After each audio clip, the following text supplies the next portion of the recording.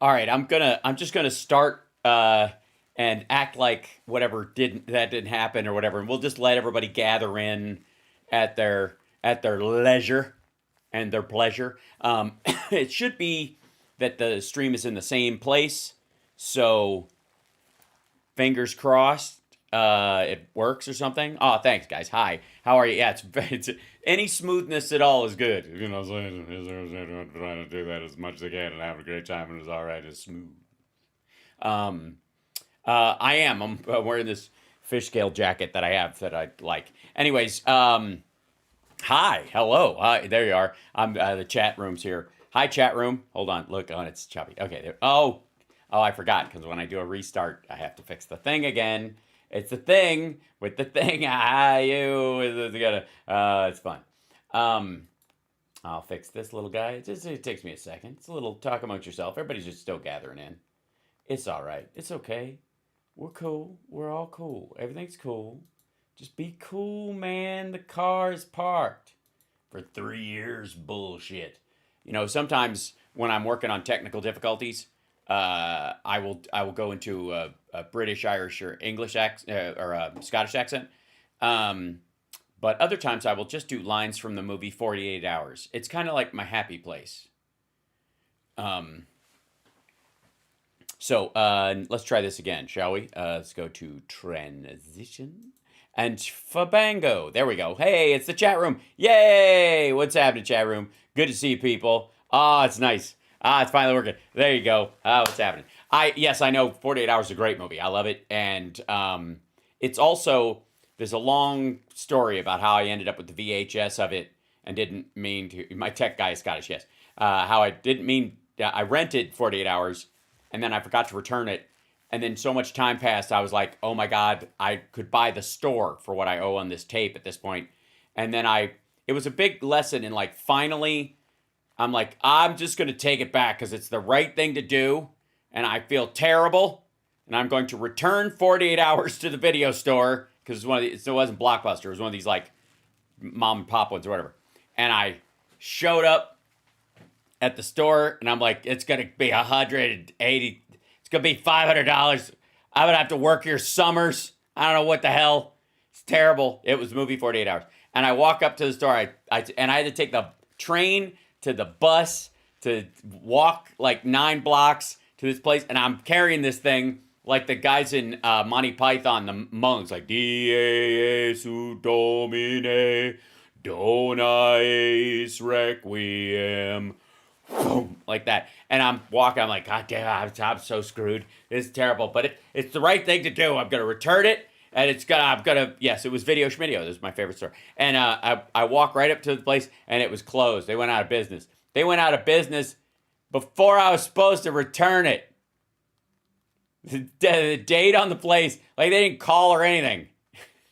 The date on the door was like, we closed at this, and hopefully we will reopen. Thank you, loyal customers, and blah, blah. I was like, loyal customer. I'm a terrible person. But because I was like, oh no, 48 Hours. I kept their most popular tape, and now they're out of business. I was such a sad high school kid. I still have it. I still have the copy of 48 Hours as a reminder to myself that it's always better to follow through even when things don't go your way. That $80 would have kept it moving. That's what I thought.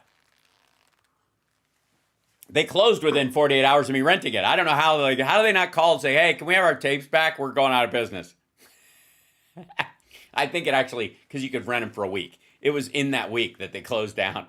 And I was like, how do you not, they didn't have a sign or anything. What? And later on, I was like, oh, it was Chicago. It's probably a money laundering organization. And the video store was just a front.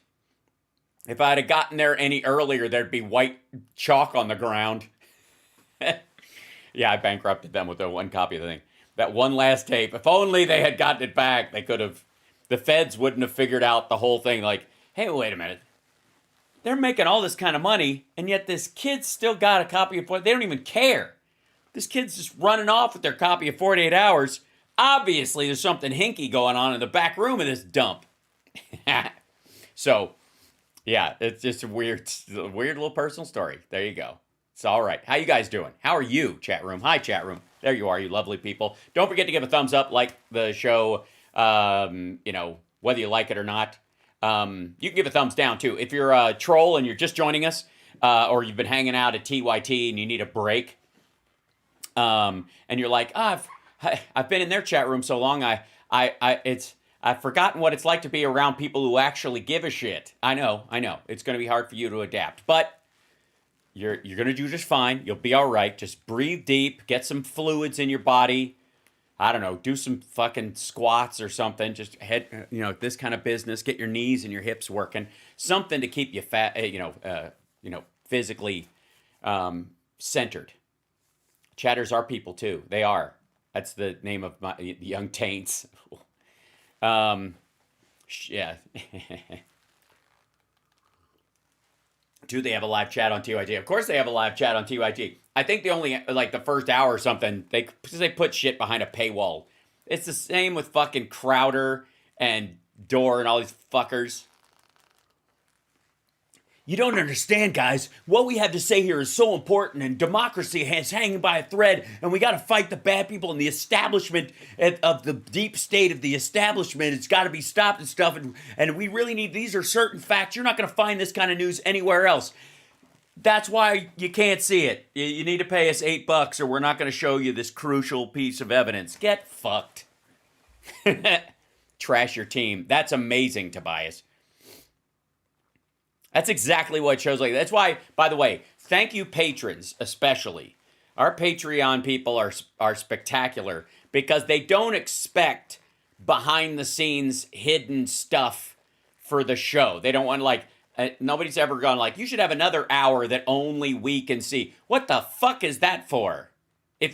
Especially if you're political. If you're a political show,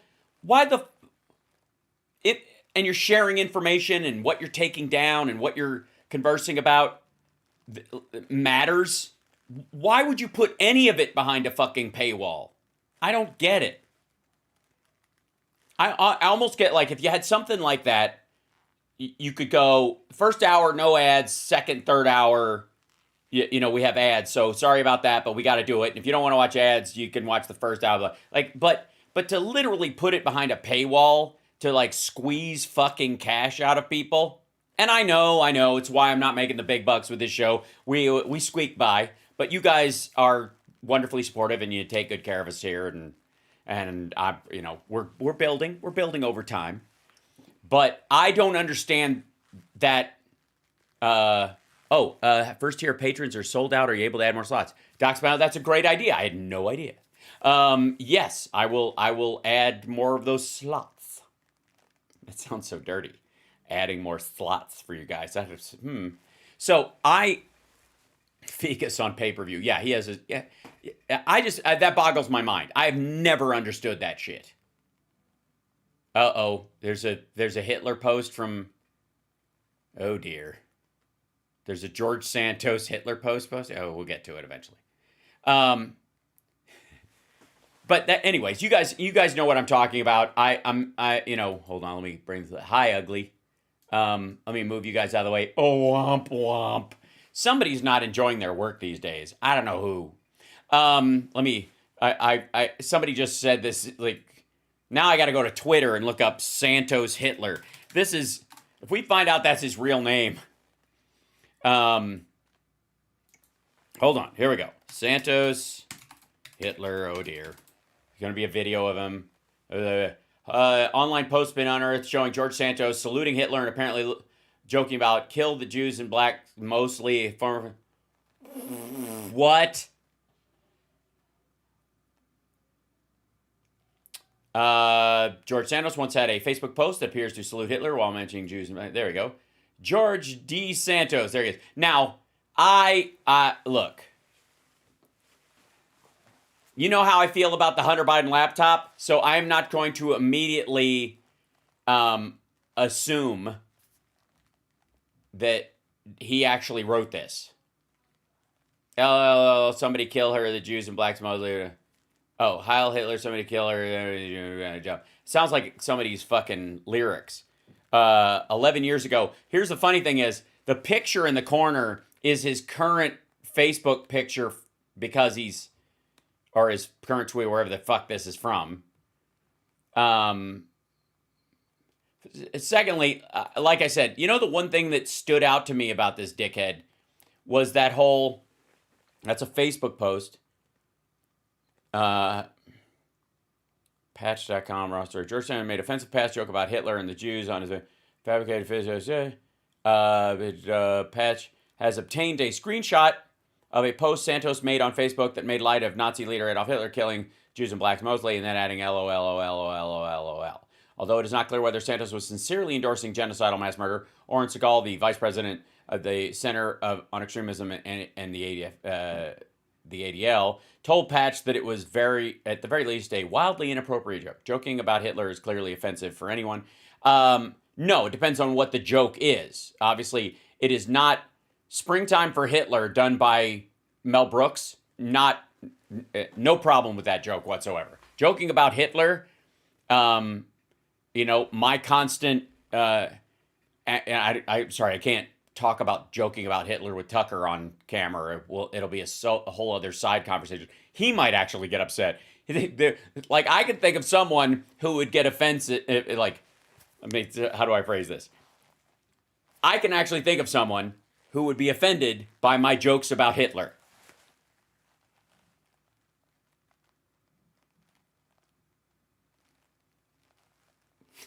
I think he'd get rather testy.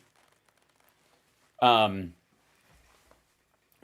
mean, I don't doubt he'd fake laugh, like, ha, ha, ha, ha, ha, whatever that weird, aloof, rich boy laugh he does. It's so odd. Anyways, no, you can joke about Hitler. You can't joke about Hitler being right without some major explaining or doing it in character to prove a point about people of that character. That said, Springtime for Hitler is fucking hilarious in the producers. And because it would be horrifying to do, because everybody in the movie thinks it's a comedy about Hitler and that they're making fun of him, because who the fuck would actually do a pro-Hitler musical in, 1967 or whenever the fuck. So yes, you can joke, Holocaust jokes, that's different. Very different. But joking about Hitler in general, I mean, I'm still pissed off. I'll never, as a comedian, and as someone who loves classic comedy, I'll never be able to bring back the Chaplin mustache, and I'm angry about it. Can't even think about it. Can't even pretend. Like, unless you've got a bowler hat while you wear it at all times, you're in deep shit. And imagine if you get sweaty and your hair gets matted down. See what I mean? So, so anyways, yes, George Santos is a total fucking pig and nobody's surprised. Yeah, hi Hitler, LOL, somebody killed Santos forgot. Yeah, that's, while on his way to the House floor, somebody asked George Santos about his recently, somebody asked him about it. Hold on. Online, yeah, okay, this is, let's see, bring this up. This is a very unfortunate framing, whoever did this. No comment for something I haven't read. So until I read it, I can't comment on it. I think that's fair. I have no comment for something I haven't read. Motherfucker, you wrote it. I'm responsible to say, right? Do you have any comments on your most recently leaked Facebook reply about killing all Jews and black people? I'm sorry? It's on the news right now that you've Facebook commented. Do you have any response to That's it? gonna be hard to hold. Were you asked to be seated on any other committees besides? That's going to be hard to hold. I don't know what the fuck that this is the statement, by the way. This is the post. That's going to be hard to hold. Excuse me a second. Sorry, Scott made this. This is whenever you put in Santos and Hitler and you're another politician and your clip comes up, it's never good for Don't you get fired. And you know who cut Medicare is the Democrats. They did it in September in their spending bill. They cut $280 billion out of Medicare. So they want to say Republicans want to cut Medicare. None of us support cutting Medicare benefits, but they actually did it. Absolutely not. And you know, the Democrats just cut $280 billion. All Democrats in the Senate and House voted to cut $280 billion out of Medicare just 2 months ago. Just want to correct the record. The Democrats' plan, which is now law, it didn't cut didn't cut Medicare benefits. It allowed for negotiation for prescription drug prices, which would ultimately bring down the price and the cost for Medicare consumers. But I want to ask the next question, which is about... They cut Medicare by cutting how much money Medicare spends. Fuck me. All right. Anyways. Good stuff. This is going to be good. I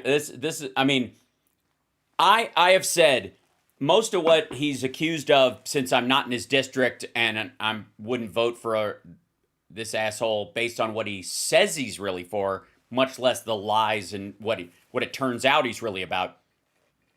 Like these are all. It's kind of like Marjorie Taylor Greene. There really is no, other than in the press and in social media, she and he, neither of them have a national impact. They drive some people to be dickheads, and they might fundraise or something, like in the case of Marjorie Taylor Greene, for other people, but it didn't amount to a hill of beans. It didn't benefit fucking anybody. And her lurch to the center to try and be Trump's VP next time, which she really thinks is going to happen, is going to alienate everybody that got her there, and everybody else fucking hates her. So it's not going to happen. That's super fun. So anyways, I don't give a fuck about most of his lies, about his background, his money, and all that kind of stuff. The FEC is obviously going to have a problem with his the gift of, I think it was $700,000, and $500,000 of it wasn't his money. Where the fuck did it come from?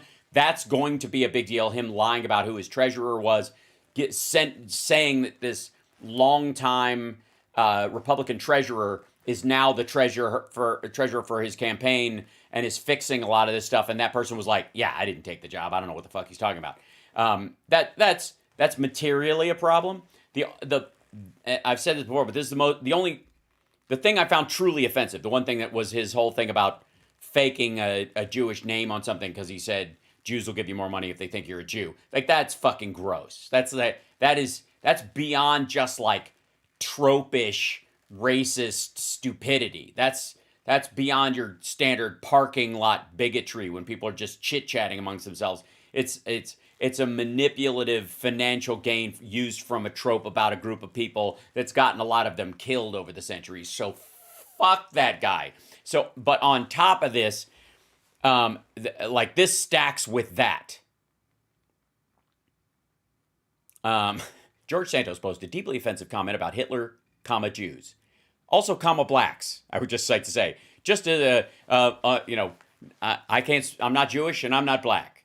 But I do a great Sammy, That said, in no way would I speak for them, but as a separate human being, that's fucking gross and equally awful.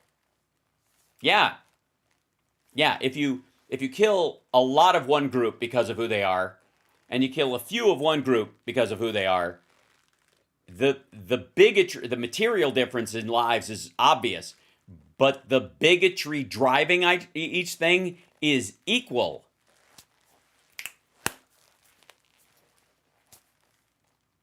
Just saying. Ugh. Oh, so it's getting... But guys, again, does anybody... I should actually clarify this. Chat room, I think we have one person, and I don't know if they're here today. Is anybody here in Chinaman, Asian American, please, the proper nomenclature? Some Chinaman took it from me in Korea. This is one of my favorite lines in Lebowski. It so glides by and shapes who the Big Lebowski actually is. That line that I complain when about loss of my legs. No, some Chinaman took them from me in Korea. And you're like, yeah, sorry, what? Yeah. Anyways, magnificent line that defines the character more than almost any other thing. So, does anybody in my chat in the 1,800 people that we have in the full chat and the 1,300 that are just in YouTube alone, anybody actually live in George Santos's district? Now, I will say this. If you do live in his district, I don't suspect that you'll tell the truth. So if somebody says, no, I don't live in his district, I'm just going to assume you live in his district. Because anybody, it'd be one of his voters, it backs that kind of shit. I don't trust a word you'd say, God damn it. Biden abides. That's right. You do, Spicy Dragon? Oh my gosh. Yeah, Long Island. In New York, 3, right? District 3? Shit. Now I gotta come to fucking Long Island and do like man on the street stuff. So good. You're Armenian, that's kind of Asian. That's Central Asian, it's different. And that's geographical Asian, not genetically so. Please check it. Marcia, I will, indeed. Hold on one second. Jeremy. Thank you, Jeremy, by the way. Where's my... I don't have my phone, Marcia. I will check it. I will. Thank you. Ahead of time. You're a hillbilly too, Paul? Well, I knew you were good people. Live in Queens right by JFK. Junior? Is he alive? Is he going to take over Q? He's going to be president. He's going to be... Sorry, I get very excited when people say JFK.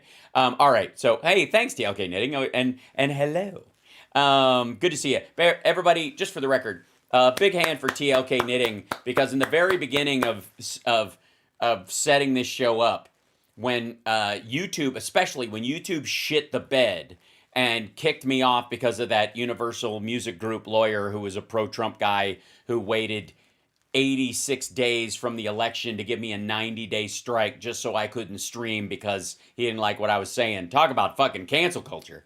TLK, I had to move everybody over to Twitch in a big fucking hurry, and TLK Knitting was a great help. And she's also on Twitch as well, doing games and crafts, and she's much more like, I would say a Twitch normie. No offense, TLK Knitting, but I just want to say thank you, because back in the day I was like, how the fuck do these levers work? She was very helpful. So there. Yes. There you go. And so if you feel like following her, it's a good thing on Twitch. Yeah, you're too old for Twitch. I don't think so. I think we're making some progress. I'm just saying.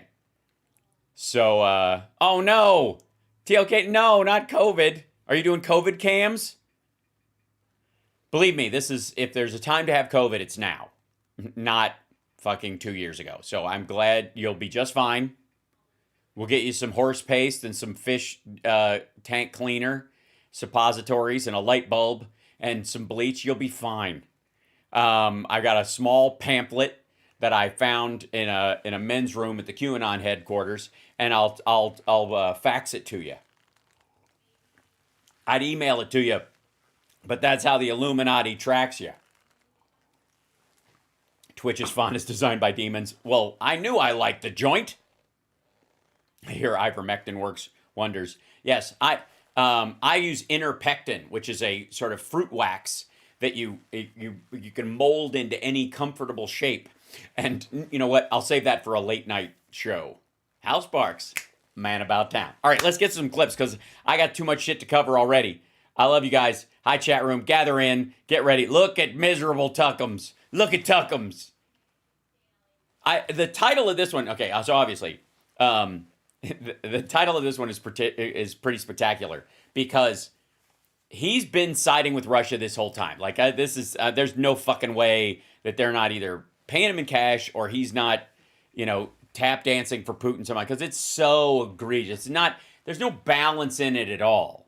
You know what I mean? I don't pretend to be balanced about Russia, but that's because it's logical that they are, like, I feel for the Russian people, but the entire government and military structure is just run by sociopaths. It's fucking crazy. I mean, like, tell you what, if Zelensky 2 years ago had started pushing everybody in power out a fucking window, or they magically all ended up chopping their families to bits with axes and then tripping and falling into a noose, I'd be a little suspect, I gotta say. I'd be a little credulous about what they were saying. In this particular case, he just can't see a world without Russia, and it's exactly what they say on RT, and it's why they play him on there. And maybe, who knows, maybe he gets some sweet foreign bucks.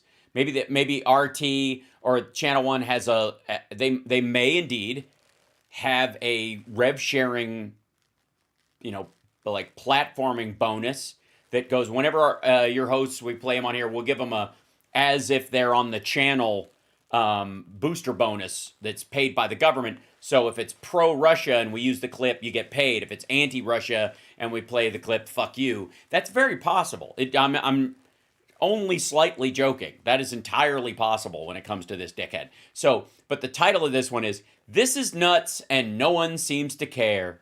Oh, Tuckums. This is nuts and no one seems to care.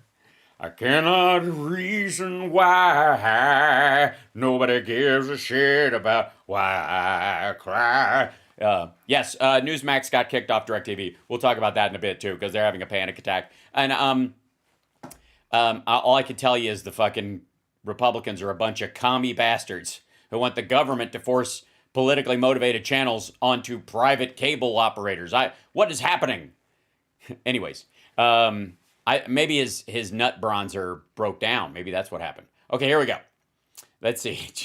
Tucker Carlson's all alone. He's got no lips and his head is a heart. It's Zelensky's 45th birthday today. He's getting a huge president. Ukraine is about to... He's getting a huge president. Oh my God.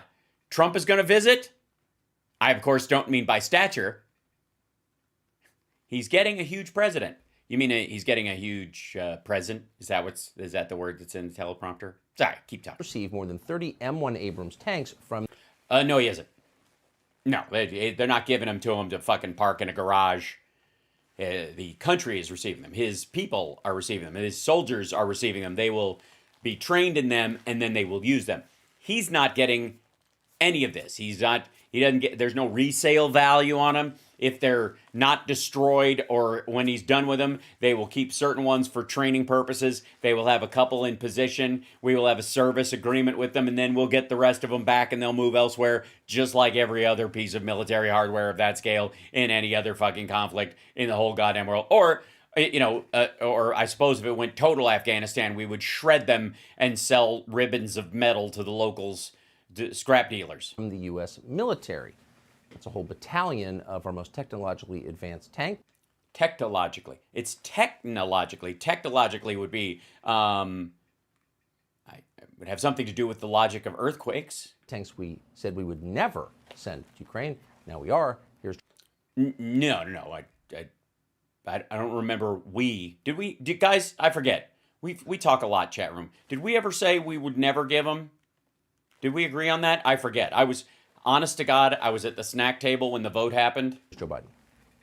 Today, I'm announcing that the United States will be sending 31 Abrams tanks to Ukraine. So where's the tape of him saying we'll never send them? You don't have that tape? The fuck am I paying you guys for? Somebody in the booth? You don't have the video of him saying, can't we?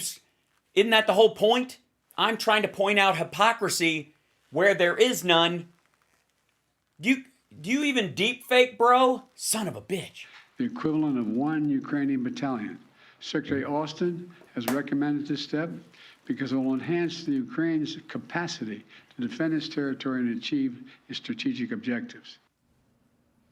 So Germany, Poland, and the UK are also sending tanks to Ukraine. Yeah. I'm so confused. Weren't they? I'm sorry, I'm getting... He's so upset he's getting double forehead butt crack today. I thought Russia was supposed to win this 8 days in sometime in February of last year. So what was going on here? Well, what was going on? I thought we were all on Team Putin, said no one except this prick. In a meeting of the Council of Europe yesterday, Germany's foreign minister casually... The Council of Europe mentioned that NATO has, in effect, declared war on Russia. Here's Annalena Baerbock explaining that World War III is already underway. I've said already in the last days, yes, we have to do more to defend Ukraine. Yes, we have to do more also on tanks. But the most important and the crucial part is that we do it together and that we do not do the blame game in Europe, because we are fighting a war against Russia and not against each other. She's in charge. The reason Tucker is chuckling there is because a woman is in charge of something and she's speaking as such in the context of this. He said, she's in charge. He has an 11 between his eyebrows, I think. Now, you hate to go with cheap historical analogies, but since You don't have any other ones, dumb fuck. NATO seems determined to go to war with Russia. No, Russia seems to go determined to go to war with the entire West. this conflict has been framed since day one by our idiot class as a replay of World War II, it is fair. No. And again, maybe he hangs out with the idiot class. Maybe he's just talking about Brian Kilmeade. I don't know. Have any of us said that this is playing out as a replay of World War II? Is that even a normal? Literally, that is not a take I have seen anywhere. Fair to point out, it's been a long time since the Germans sent tanks into Ukraine. Didn't work well last time, probably won't this time either. Okay. Secondly, when the Germans sent tanks into Ukraine last time, it was Soviet territory. Also, they were sending their tanks in to do their bidding. They weren't giving the tanks to someone else to protect themselves. That's like saying a SWAT team storms an MS-13 den. Let's say it's something he can understand, and they're using M4s and mostly as rifles, right? And handguns. They got M4s and handguns. And the last time a bunch of guys showed up with M4s and handguns, they were from the Medellin cartel, and they got killed. So the last time those guns were there, it's a bad idea. So don't arrest the drug dealers and the murderers because you're using material stuff that looks the same shape as the last shit I saw there. This is so fucking dumb. But that's what NATO is planning, apparently. Apparently. As numerous Biden officials have said in recent weeks. Works weeks. It's, saying weeks is a lot of work. The goal is to take back Crimea. Now, wait a second. At the beginning, they said, let's just push Russia back to pre-February 2022 border. No, they didn't. When did they say, again, was there a memo that this fucker fabricated in his head of when he'd be off the hook for this shit? Or maybe he's just saying, wait a minute, I have to now defend Russia all the way back through Crimea and all this. I gotta be okay with all of it. I thought I was just gonna go back to 2014 and pretend nothing ever happened. That was, oh my God. Of course, that seemed kind of reasonable to most people, including... No, it doesn't. It's fucked up. Yeah, just, you know what? Come in, rape and murder a bunch of our people, castrate a soldier on video, and then hang 12 other ones with their balls cut off and leave them in the street, set fire to corpses, make the biggest collection of mass graves since World War II in this area, and then just go back to base. Just go back to where you were, still stealing our shit. That's fair. Right? That sounds reasonable. What the fuck? Us? But taking Russian Crimea from... No. No. Not Russian Crimea. No. Occupied territory from fucking 8 years ago. Don't act like we gotta do a fucking history lesson about the goddamn czars, or even go back as far as fucking 1991. That territory was given to Ukraine as a province before the breakup of the USSR. It was always seen as part of it. Once it's separated from the country, the idea is we take our whole country with us. It's like if America just decided, like Puerto Rico decided, we no longer want to be part of the U.S. at all, and the U.S. said, fine, that's totally great. we'll just keep the ports and your electrical grid. From Russia, it's essential. No, not Russian. It's not Russia's. Fuck off. Port. Yeah, go. Tell you what, Tucker, broadcast this segment from the northern part of the country of Georgia. Go sit in front of a bunch of Georgians, or hell, go to Dagestan and sit there, because they've just been surrounded by these fuckers in their own country for this entire time. And just sit there. Do it. Don't do it in a studio. Don't find some place that's lit or whatever. Set up a fucking table in the middle of a street. All the guards you want. And see what the reception is when you sit there talking about Ukraine this way and how Crimea is really Russia's.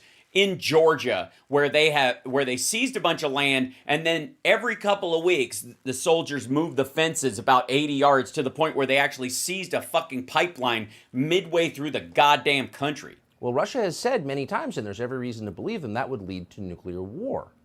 No, they haven't. They've said losing will lead to nuclear war. They're using mutual assured destruction as an umbrella under which they can attack and fuck with anybody they want. If you stop me from shooting him, I'm going to blow the place up. Like, that's it. And they don't believe it. Because the minute they do, they're irradiating land that they were intentionally going to take and was really theirs to start with. So welcome to your brand new liberated nuclear wasteland. And secondly, they've been threatening fucking Berlin and Warsaw since May. But that's the new plan? Was this... But that's not the plan. Nobody talked to me. Yeah, that's the... What the this? What? It's like an alien's wearing his skin and just showed up for the first day on the job. Or is this... I guess the woman who does Decoding Fox News, she describes this as... Tucker as like right-wing children's theater. Which is exactly... What? Did the chicken say that to the bird? Well, the ugly duckling thought he didn't look good. But does he after? Maybe it's because he's not a duck at all. Was voted on? That's truly crazy. That's a bite of Buddha, though. Oh, and then they had a boo-boo. And the boo-boo fall down the well and go crash. Holy shit. Like, I feel like... Hold on. See if... I don't even know if we can get a guest appearance here or not, so we'll have to check. Give me 1 second. It's always tough. Here we go. Let's see. Go back to here. And I'm all tiny bits. Oh God. Oh no. I gotta fix them. Hold on a minute.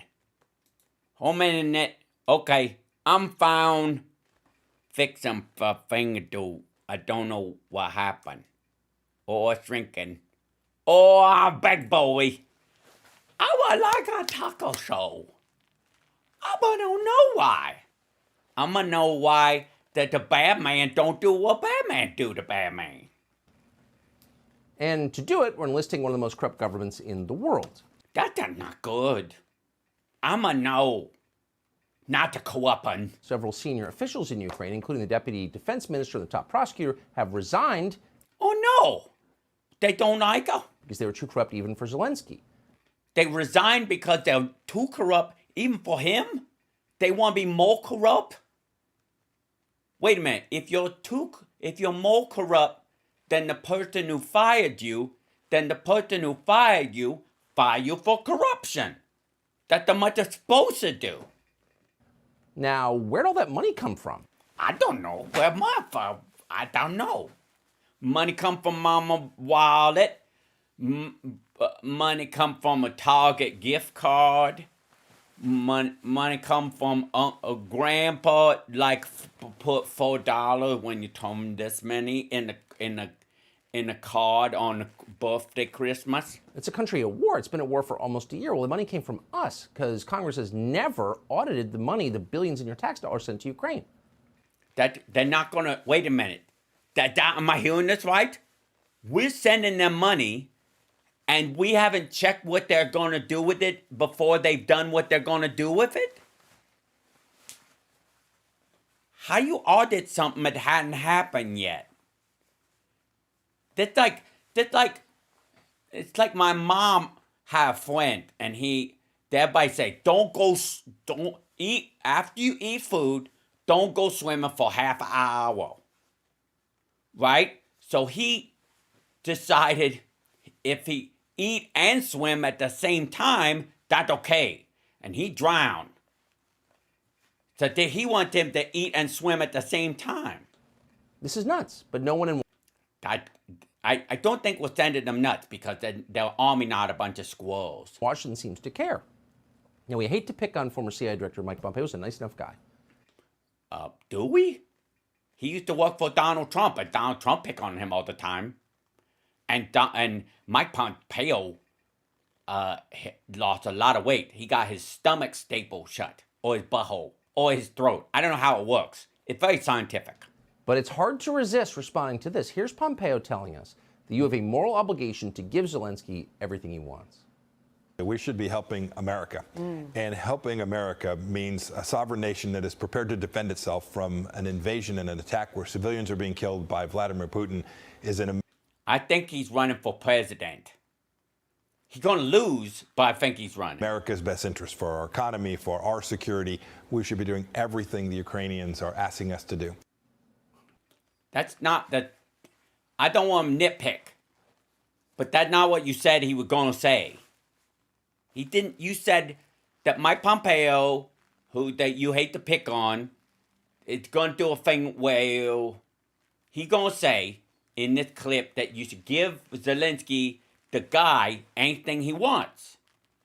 And that whole clip seemed to be the former chubby guy who worked for Donald Trump. That seemed to be him saying that helping them helps us, and that sharing is caring. Okay. We should do everything the most corrupt government in Europe wants us to do. Everything. Well, I don't think he wants us to do what Russia wants us to do. Russia, most corrupt, well, they're not technically Europe, but since they're invading Ukraine, they're technically in Europe right now. I know I'm splitting hairs. Because that's good for America. Yes. And that's why you hate it. Really? That's the most... Really? Yeah, really. Most important thing we can do for America. And we don't mean to beat up on poor Mike Pompeo. No, don't beat up on Mike Pompeo. Pike Pompeo? That's a funny name. But maybe afterwards you guys could go for a steam bath. But, I mean, are you serious? Me? I don't even know him. That was your clip. You played the guy saying a thing, and then you say he said a thing that he didn't say, and then you said right afterwards he said something he didn't say to say that he said it. I just don't know what you're saying. What about the armies of drug zombies smoking fentanyl in every major city? Should we do something? Well, that sounds scary. But I'm not allowed to watch TV past 8 o'clock at night, so I've never seen that show. Something like that? I don't know what you're saying. Say that again. What? Hold on. What the butt is this? What's he saying? What about the armies of drug zombies smoking fentanyl in every major city? Should we do something like that? Should we do something like that or something about that? I think he means something about that, but he's a dum-dum. I don't know if tanks would help. If you have drug zombies, I think you have to set them on fire. Or is it silver bullets, Mom? It's silver bullets? Or cake? I don't know what stop a zombie. If zombies eat people, then maybe if you throw French fries at them. Something broccoli! Throw broccoli at zombies and they'll go, whoa, it'd go away. You're San Francisco right now. Here's Stanford. Okay. Hey, bro, put that away, man. You got kids walking out here, man. That's a very small army. Wouldn't you say? I don't want to be, I don't want to pick on Lil Tuckle, but doesn't the army have more than like 8 people? What? That's okay. That little kid definitely a zombie. I know that kid. Yeah, he goes to my preschool. Yeah, Paste Eatle.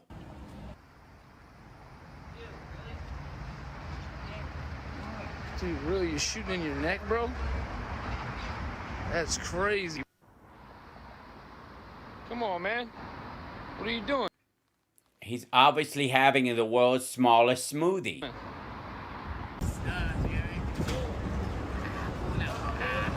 Come on, man. There's kids around, man. You shouldn't be doing that around here, bro. That guy looks like he's in an army. Maybe that's the general of the fentanyl army. Bro, come on, man. You gotta go that He's getting the troops together. somewhere else, man. I'm serious, bro. You got to go do that. Yeah, get out of here. I'm trying to film my own face.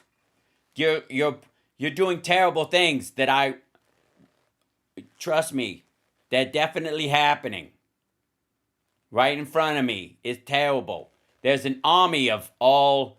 In a city of 4.1 million people, there's an army of 9. Somewhere else. You right in front of a Starbucks. Not a Starbucks. That's why I get vanilla milk and the cheese Danish. You right in front of Starbucks, bro. Shooting up dope, bro. So again, if you had a to-do list of things to do for America, that might rate higher. Well, yeah, but we can't use Stinger missiles on the homeless. I know that's what you want, but we're not going to do that. We try to help them. Sometimes tough love, sometimes takes a long time. Than sending more money to Zelensky. And you might also, since you were They're not sending the money to him. They're sending them to the country. trying to help America, as Pompeo said, you might do something with the fact our southern border has been completely overrun by foreign nationals, millions of them shepherded through into our country by the Mexican drug cartels. Or there could be footage of that too. Let's see. How many? The army of foreign nationals. That sounds scary. But that's not the most important thing in Washington. Oh, I thought it was the most important thing. I thought everybody says it is. The whole Freedom Caucus says is the most important thing is the open border. But you're saying the open border not a real thing?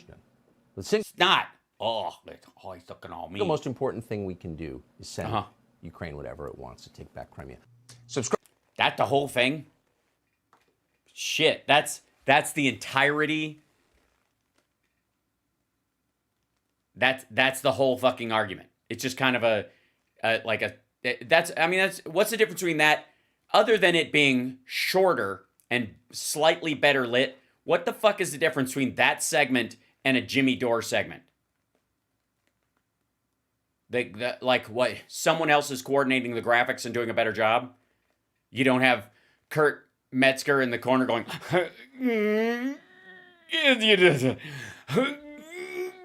like where he's duking out a fucking like half joke. I didn't even know they called that. Has anybody else noticed that? That Kurt Metzger sounds like he's trying to pass most of his jokes through his outer colon. Anyways, there's no difference. Materially, no difference whatsoever. Ladies and gentlemen, I present to you the decline of Fox News into a YouTube wannabe channel. Now, he's not the only one saying this. Hold on. Clicking over here. You're thinking how? Of course, Tucker Carlson thinks we shouldn't be sending these arms and this money and all this stuff to Ukraine because he's beholden to Putin or some shit. Sure. But certainly there's a sensible human being out there. One who, let me see if, make sure I can set this at the, yeah, there we go. I can set the quality higher on this, and I don't know why. One who seldom feels the need to use silly voices or lame 8th grade level sarcasm, and certainly not someone who dresses like an absolute fucking asshole. Look, what is this? Choo Choo Glenn Beck? What is this? I'm Barn Worker Beck, your favorite Fisher Price action figure. Why does this asshole look like he would be hanging outside an elementary school in the 30s, trying to create stories where they went, Jimmy walked to the store to get some whorehound candy and some fresh cream for his mother to bake his favorite cookies, and and we never saw him again. He disappeared into the moors. But at night, if you put your ear to the window, you can, and in the winter, you won't be able to pull your ear off. It gets stuck. It's gross. Look at this shit. What the fuck is he wearing? I mean, I know he's wearing like, you know, we all get older. Vanity comes for every man eventually. But what is this? What is that around his neck? What is happening? He's probably sick again? Yeah, I don't doubt it. Farmer Beck. He's got a goiter. He's trying to corral. I'm trying to lasso that goiter. Get it all wrapped up. Keep it tight. I understand if the goiter breaks free, that thing will move in under your house, and then you'll have an infestation, and then you have to call the government insect people, and they come out there with some howitzers. I don't know how it works, but it's gross. He's covering one of Stu's hickeys. Maybe left him. I don't know. Honest to God, what the ever-loving shit. What is he wearing? Because he has it. All right.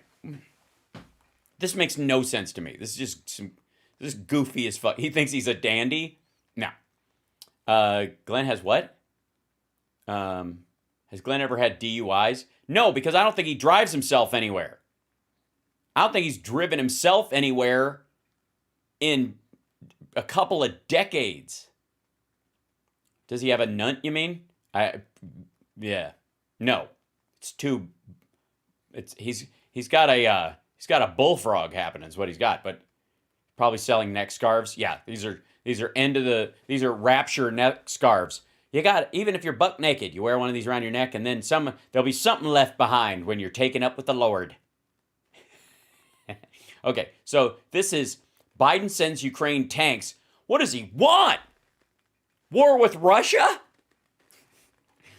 Because we're anti-aircraft and like weapons and javelins and fucking howitzers and long range HIMARS and all that kind of stuff. Now tanks? Jesus! So we're sending tanks. Yes, we are. Flashback. Don't kid yourself. If we send tanks and airplanes, well, don't kid yourself. That's World War III. Okay, what's changed? I'd like to know what. Also, I don't know who he's quoting. What's changed? Your silly little voice. What's changed? Have we had a debate on any of this? We're not sending troops, motherfucker. And by the way, yes, we have. When earlier last year and late last year, when they were going through the budget, there was a debate about how much. Because some people wanted to send fucking zero, and some people were like, send $250 billion and get this shit over with, and other people were dragging their heels, and we ended up with 2 installments of about 60. Are you for the $60 billion? Yes. Well, I'm for it the way I think a lot of people are for the ACA. I wish it had a public option, but I'm still for it. I'm for every step forward. I wish it would step further, but I'm for this. You see, I don't have to be against it because it's too little, because anything is better than nothing. And I'm not an insane TYT dork asshole who's like, if we can't get everything, nobody gets anything. So yes, I'm for the 60. Would I rather be 100? You fucking A right. It's the cheapest opportunity to take down the Russian crime and war machine in the history of the world, as far as a percentage of fucking GDP. That we already sent over to Ukraine? Yep. Yeah. I think a third installment's a good idea. Are you cool with that? Because yes, I am. I'm not cool with that. You're not cool at all. Look at you. You look like somebody like bleached their Captain Kangaroo doll. I haven't liked that from the beginning. Yeah, because you want Russia to win this. We know. You fucking hate this country. You just hide in it. Why are we doing it? Because Wagner Group and Russian military rape and murder squads are killing civilians at a massive clip, and because past is prologue, they are planning to do this to every surrounding country that isn't a part of NATO. And then, from that position of power, eventually launch strikes on NATO. They have fucking said so. Why are we doing it? Because the vast majority of Americans support Ukraine and in their self-defense. There's no debate on the floor of the House and the Senate. We don't. Because, you know why? One of the reasons why there's been no big debate on the floor of the House and Senate is because Republicans were concerned that if that debate happened, the Freedom Caucus that would come out against it, just like Rand Paul, who would like draw a hard line, fuck Ukraine, would have. If you think there was no red wave this time, imagine if they had said this shit last June. We don't have that anymore. We don't do that anymore. You never did that. So why aren't we debating the money? And then how come it was exposed last week? What was it? 10 executives from Ukraine, 10 different politicians had to resign. Yes. They're brooming out corrupt people who are taking advantage of this. I've seen a bunch of shit about this. This is the same complaint when you hear Marsha Blackburn go, oh my God, they've seized 2,100 pounds of fentanyl at the border. Motherfucker, that's what they're supposed to do. You're supposed to get rid of the corrupt people. The corrupt people are supposed to resign. You're supposed to hear about them resigning because of the corruption to let you know that they're taking corruption seriously. Rather than 10 years from now, look back and go, oh, those motherfuckers took half the money that went through there. Are you fucking stupid? What is this? When? Because they've been funneling our money off? No. They're buying houses and vacations and sports cars. Yes, and they got caught and they got broomed. They're supposed to. That's how it's fucking supposed to work. We all knew this. No, you didn't.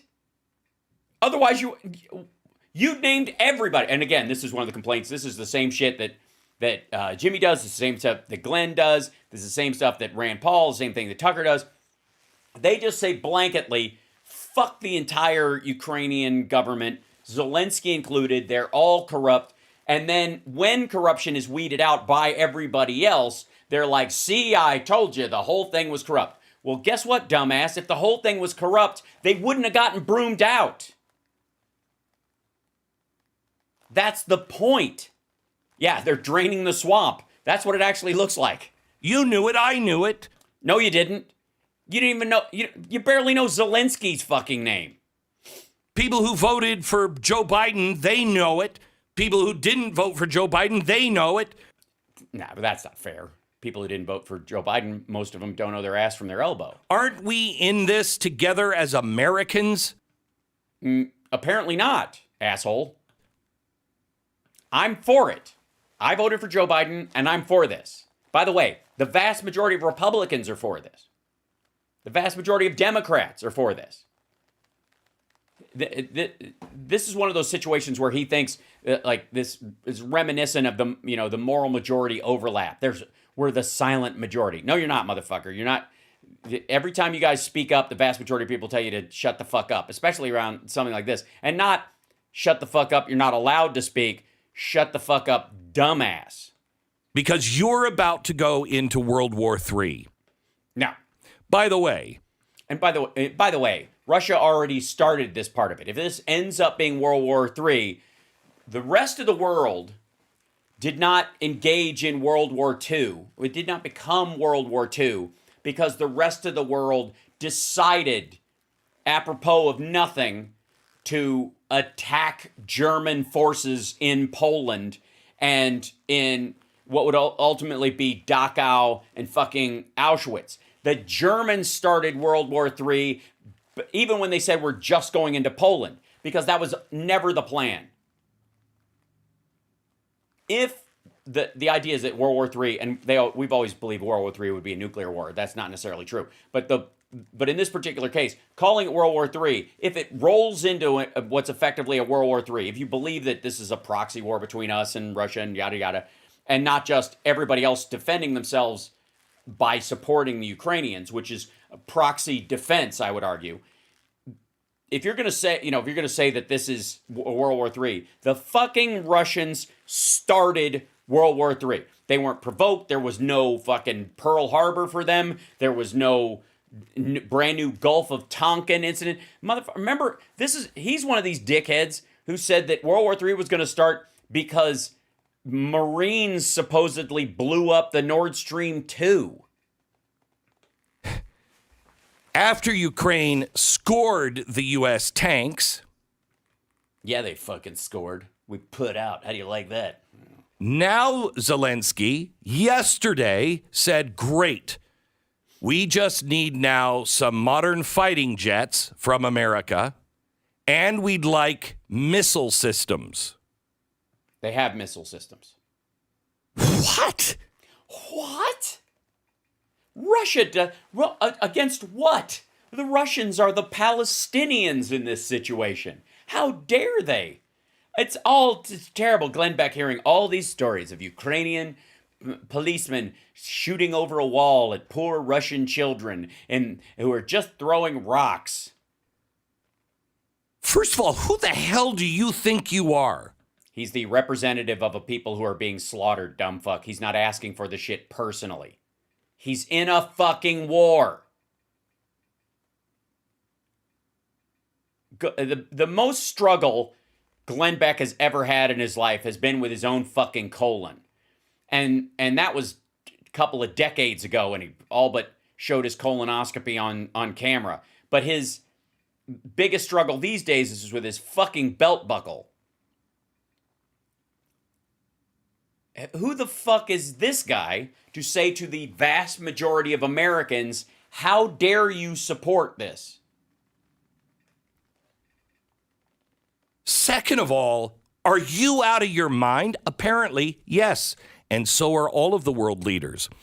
Yes, all world leaders are insane. The vast majority of Republicans are insane. A vast majority of Democrats are insane. I'm insane.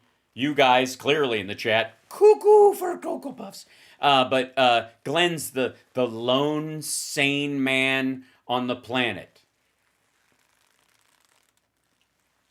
Because no fucking crazy person or deluded maniac has thought to themselves, oh my God, everyone is nuts but me. And I have a very big warning for you.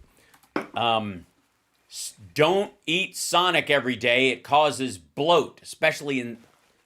Already, the New York Times is washing their hands for Joe Biden.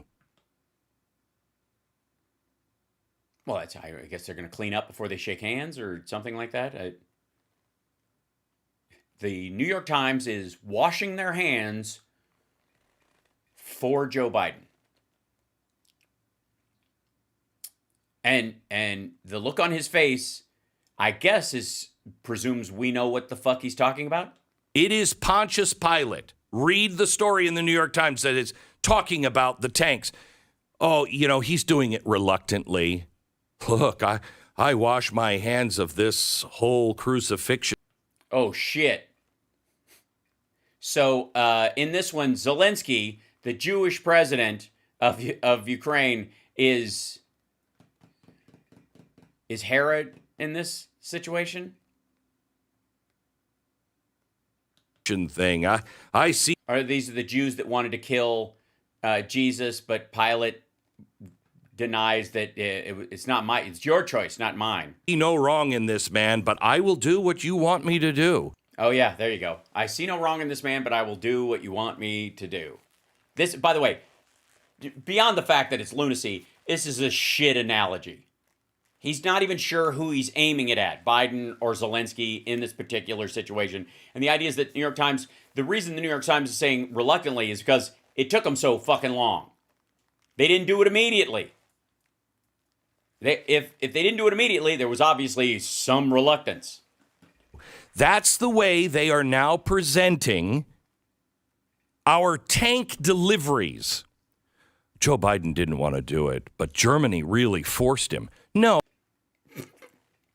Germany didn't want to do it. This was part of the deal.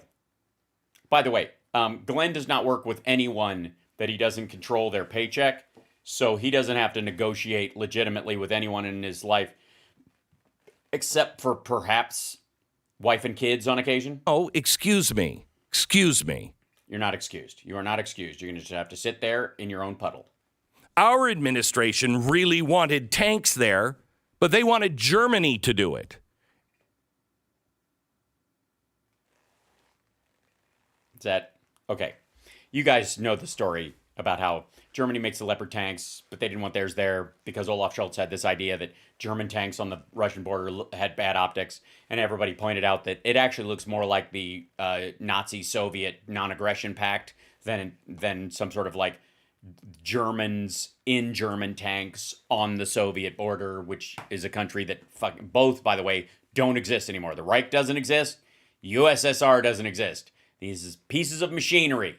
Again, this goes back to my M4 and handgun analogy. We'd rather the police go in there with just batons because the cartels use machine guns, and it's a bad vibe. And Germany, after we were pressuring them, said, we're not doing that by ourselves. You want us to do that? Yes, we all go hand in hand. And also, it wasn't even that they weren't going to give their tanks, is that they had this agreement with anybody who purchased their tanks not to give them to another country without Germany's permission. You send your tanks and we'll send our tanks. And yes. And we went, okay, we'll send a few tanks. And then at the end. We're not sending them by ourselves. Again, this is... I don't know, this little like melodrama that's playing out in his fucking head is extraordinary. Okay, Germany's pressuring us. We have to do it. Look out. Yeah, man. Yep, Germany, Poland, Spain, France, Italy, Estonia. They're sending somewhere in the order of like 300 Leopards now.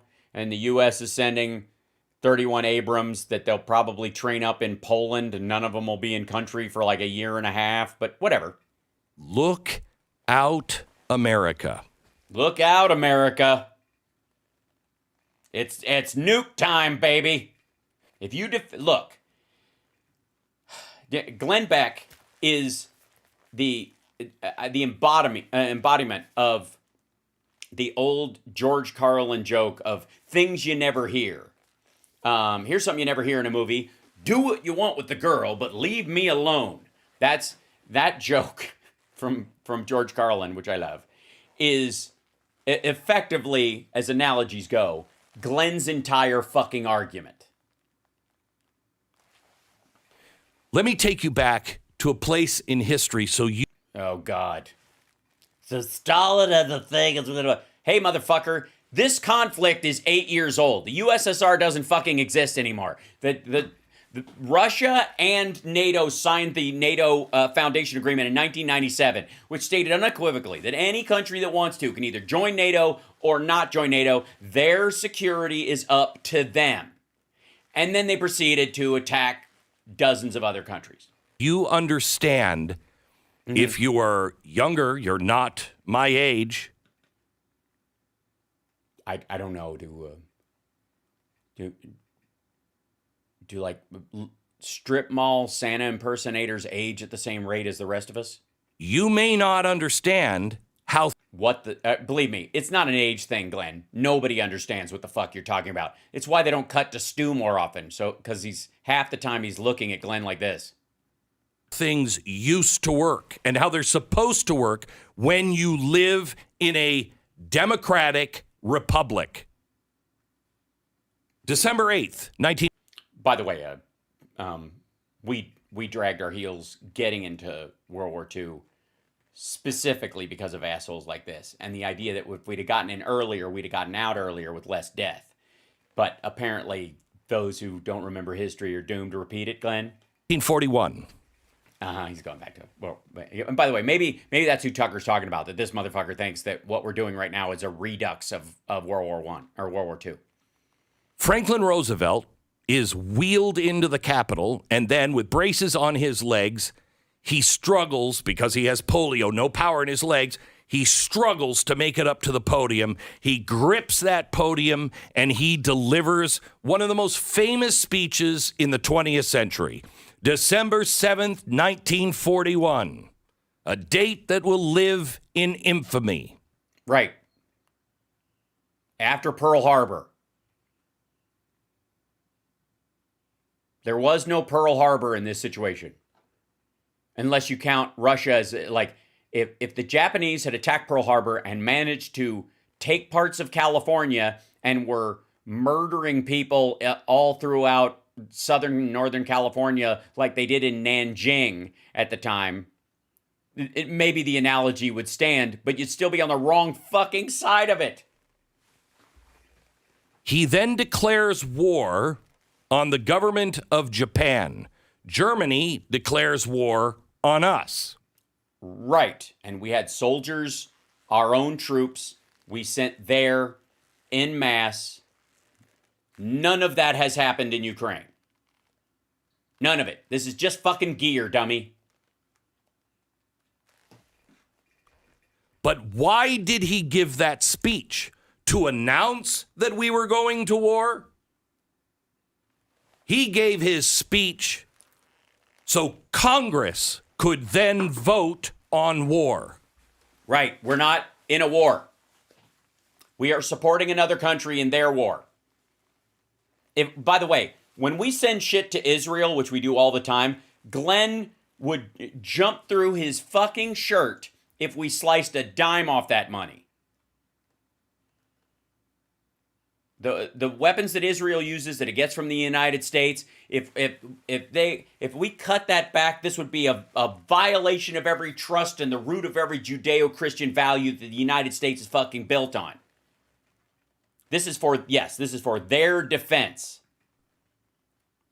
We're not calling up fucking troops and sending people over there. We are not. Nor is France and Germany or any of the other people you were like, we've got to hold hands about giving gear. Now, it wasn't a long debate. It happened later in that day because we were attacked. And the day. By the way, I don't know if you know this, but we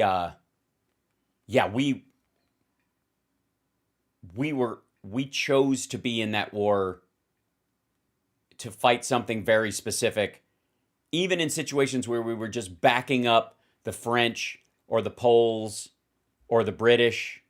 We started a lend-lease with the British because of what was happening to them before we ever joined that shit.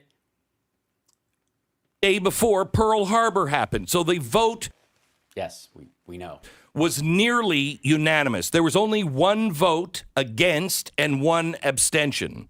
Yes, Bernie Sanders and Ron Paul. They're that old. By the way, the vote against was from a communist in Vermont. I think it was Bernie Sanders, but I'm not sure. The speech was historic. I would like to say for the record that in this analogy, if you aren't smelling almonds right now, Glenn is coming down on the side of the commie from Vermont that he just decried. So, but it is important today to look at that and understand the gravity of it.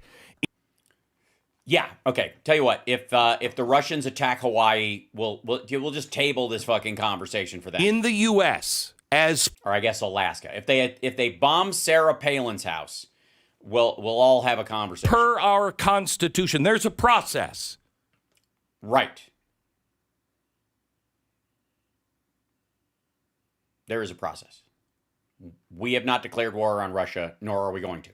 We allegedly have a way we're supposed to do things, like committing our military to war. Yes, our military is not our shit. Our military are our people. Especially boots on the ground. And spilling not those in Washington, not their blood. What is he fucking? Do you think Abrams fucking bleed, dummy? Does he think does he think they take these tanks? You get free Americans. We'll throw in 6 American farm boys for every tank you buy. Hunter Biden is not going to the front line. Neither are you, motherfucker. Neither is Stu or anybody in your fucking county, in your goddamn state, unless they want to. They are not even discussing the blood of our children. That's because they aren't sending any. What the fuck is he talking about? What is this? Our treasure. Oh, okay. Well, that's what he really gives a shit. Our treasure? I'm sorry. Are we going to do... Are we sending them those guns that shoot gold coins again? I was told we weren't doing that, absolutely. And then, about fucking face... Our good name. Yeah, we wouldn't have a good name if we just let Ukraine die, because they're the democracy in this situation, and they're being attacked by autocrats who are murderous kleptocrats who slaughter their own people and jail them and that kind of stuff. So... FDR, that wasn't a photo op. Well, yeah, it's because there was no such thing as a photo op back then. It was just a photograph took like 19 days. Everybody had to stand still for a fucking week. He was asking Congress, democratically elected officials, to vote to give him the authority to go to war against Japan, because that is the process. Uh-huh. Do you know about the stuff we were doing to help the Chinese up to the point that the Japanese attacked us? Or the stuff that we were doing to help the UK up until the point that that happened? Anybody? Did we have to declare war to do it? No. Well, you're not going to have a choice. You're not. What? Wait, they've automated the whole thing? What, is AI declaring war now? Not going to have a choice. Nope. They're just Biden's going to walk up, ask ChatGPT which way to the best war, and it's going to spit out the directions, the instructions, and it'll just... 42, son of a bitch. It will be December 7th. That'll be the first time they actually discuss it in Congress, when we are hit with a massive cyber attack from Russia in response. Oh, I see. Okay. First of all, asshole, we've already been hit multiple times by massive cyber attacks from Russia, apropos of fucking nothing. Hold on. If I may.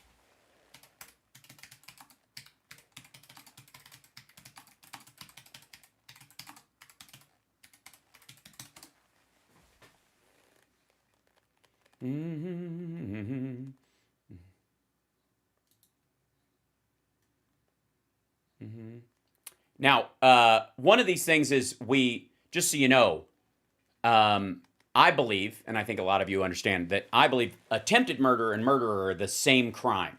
Just because you're a fuck-up doesn't mean you weren't trying to kill someone. And you shouldn't get less time so you can try again. Attempted murder and murder should be the exact same fucking sentence. We cool? That's my personal belief. We're not talking about somebody who might be innocent, blah, blah. We're talking about a guilty person.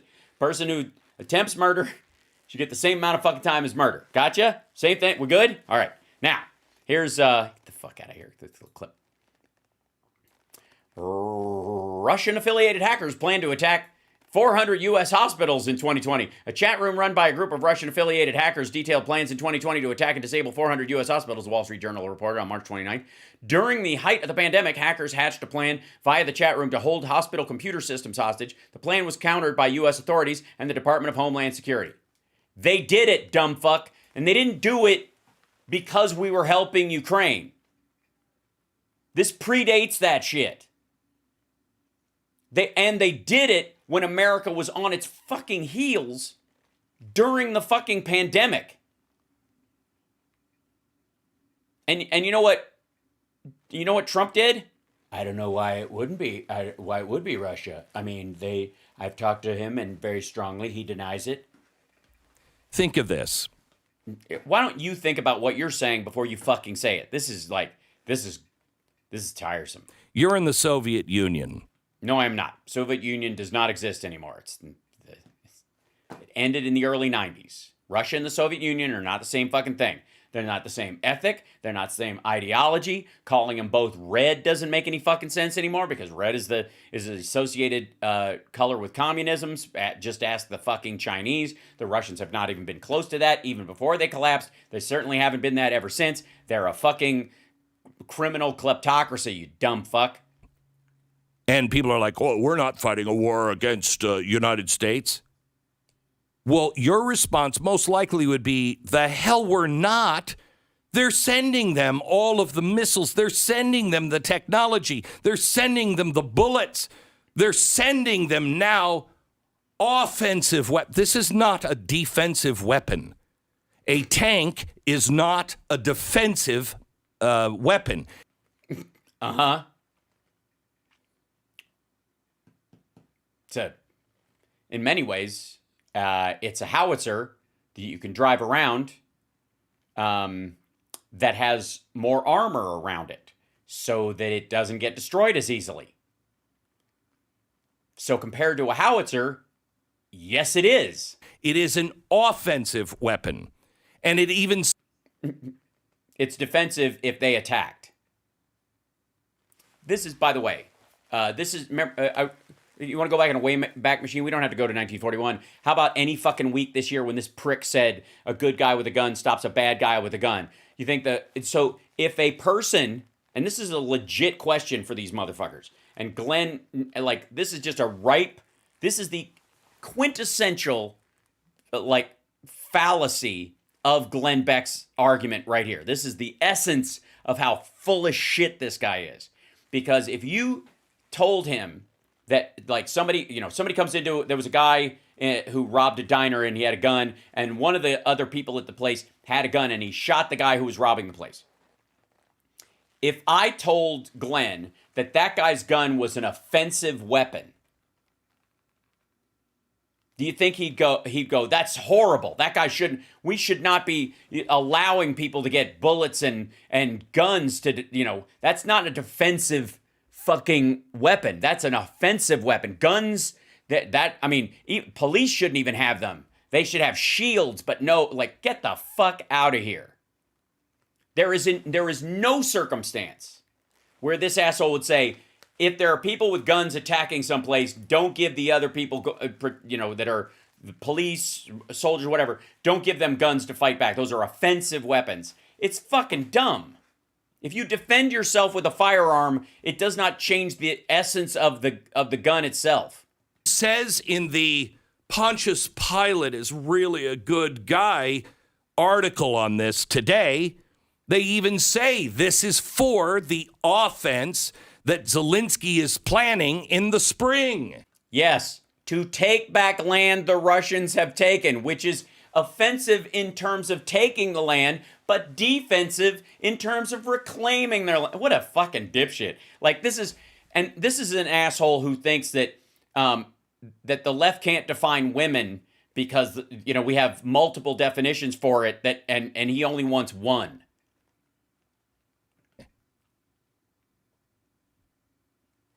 Yes, and you're right, Pam. Glenn is pointing out that Zelensky is Jewish.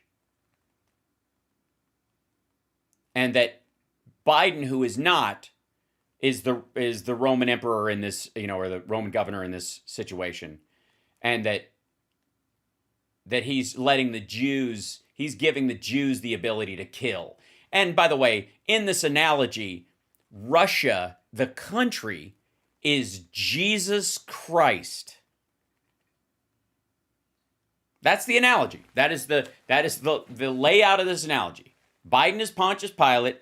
Zelensky is the Jews who wanted to kill Jesus, and Russia is Jesus. Not just Putin, but I'm sure that's where he's leaning. I have to tell you. Can you tell me something that makes any fucking sense? We're at war with Russia. We are at war. The Biden administration and the war hawks on both the right and the left have decided that we don't need to check with you. We don't need to vote on things. We don't need a consensus. They're just... Well, we would if we were sending troops. By the way, Glenn Beck did not have this problem around the Iraq War and 9/11. I'd just like to say, The idea of like like an authorized use of military force that just gets automatically re-upped, and because it's the war on terror, like if Trump was still in office or George W. Bush were still in office, Glenn Beck would be fine with them declaring Russia a state sponsor of terror. Therefore, just use the AUMF and just attack them. You don't need to actually declare war on Russia at that point. It's the war on terror. Knock yourself the fuck out. Just the stupid people. For those of us who grew up in the Cold War days, I would argue that you never grew up. I know I'm nitpicking. But those who grew up in the Red Dawn 80s era, they passed Glenn by the way. I grew up in them. I had a great fucking time. Glenn is still mad that all that shit you see on the 70s and the 80s where you're like, that looks so fun. I did that stuff. Glenn didn't get to do that stuff. Glenn's still mad. we only imagine tanks rolling across Europe against Russians, the Russian T-72s, and see U.S. F-16 fighting Falcons going against MiG-29s. We saw that because they were going to attack us, and then it quickly just went into nuclear war. Did it? Is that what happened? I don't remember. You know, I got to say, like, in 1989, I had so much on my mind. Was there a giant nuclear war that we lost? I got to keep better track. Shit. What? Was that Delta Force? Or is he just... Does he just masturbate to a loop of the end of The Rock? Yeah, it's Failsafe. It's the movie Failsafe. I honest to God don't know what the fuck he's talking about. Like, he is so all over the map with these, like, remembrances and telling us, especially Gen Xers who grew up in that, what we were thinking at the time about our interactions with the USSR. And again, this motherfucker was rah-rah, sis, boom, bah around Reagan. For those of you who might have been wishing for that, well, your fairy godmother called Joe Biden just... No, excuse me, he's Pontius Pilate, and he's going to break on this. Granted your wish. No. Nukes are not in the air. This is not the last fucking 10-minute broadcast of the fucking blaze. And he, by the way, for the record, and I'm moving on for this. This clip is 17 minutes. I don't have to do the whole fucking thing. He's just going to say the same shit over and over again. He doesn't have a guest, so fuck him. But there is no point in this where any of his analogies have landed at all. And secondarily, this just seems to be about abdicating any support for democracy in Europe in general. And this oddly, like an odd, particularly stupid mix of isolationist jingoism, which reeks of the kind of shit that made people sit with their arms crossed while the camps were being built at Auschwitz. We are sending tanks. Yes, we are. Tanks for the memories of all the troops we're not sending. Oh, man. And we're now allowing several European countries to send F-16 fighter jets. Oh, dear. We're letting them do these things. Why are we letting them do this? Full stop. No joke, folks. Yeah, no joke, folks. Come on, folks. By the way, you're right. He did cut his nose shaving. I don't know how. Sometimes the nose clipper gets away from you. You know, you're just... Am I the only person seeing this?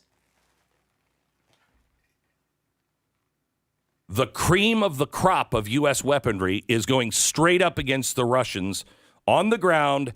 Yeah, but we're going up against their old butter that's been sitting on the counter and has a lot of bugs on it and got that hard yellow crust around the edge of it where you're like, it's no longer butter, but it's not quite cheese. And in the sky, and it will be war. Wait a minute. You mean it's no longer a a special military operation. I was promised a special military operation, and that's as far as it would go. But no vote, no debate. That's because, yes, there's been debate and vote and blah, blah, blah about how much. And there were plenty of people who stood up and I don't think we should be sending shit. And everybody in their party went, fuck you, sit down. You're going to make us lose the midterms. We don't get a say-so? Do you have a say-so on anything in your life? Yes, I do. That's where we differ, Glenn. Also, I voted for Joe Biden.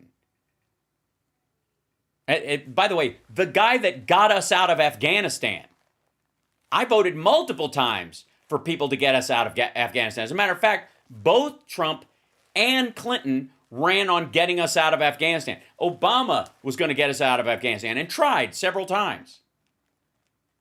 I voted for John Kerry in the second term of George W. Bush because one of the things he was going to do was get us the fuck out of Afghanistan.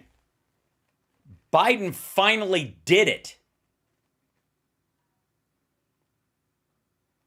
I voted for him to use that kind of judgment. I equate getting us out of Afghanistan as getting our troops, our people out of Afghanistan at the same level of committing arms to support Ukraine for their own fucking use. Did you have a say-so with this government? Yes, I voted for them. You can't micromanage it. That's the nature of democracy, dumb fuck. Do they actually work for the people? Yes. Yeah. Yes. Is this a government of the people? Oh, for fuck's sake. Bye. Oh my God, it's so fucking tired. And I will say, Glenn, look at fucking Glenn's dumb face. Glenn has something in common with all of the pro-Putin, like wannabe Russian cheerleaders that, from Tucker Carlson to Jimmy Dore to Aaron Mate and all those guys. They're all, and Ritter, all those fuckers. Douglas McGregor or whatever his fucking name is, the colonel that was on, what's his name show? The fucking Judge,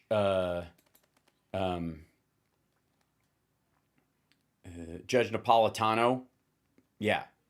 None. Hold on. Whatsoever. Yeah. This is Judge Napolitano. Napolitano, he was one of the people that when it came to Trump, and they broomed him off of Fox quickly. Listen to the top of his argument. I'm not going to play this clip, but I just want you to hear the top of his argument. He's had a bunch of pro and con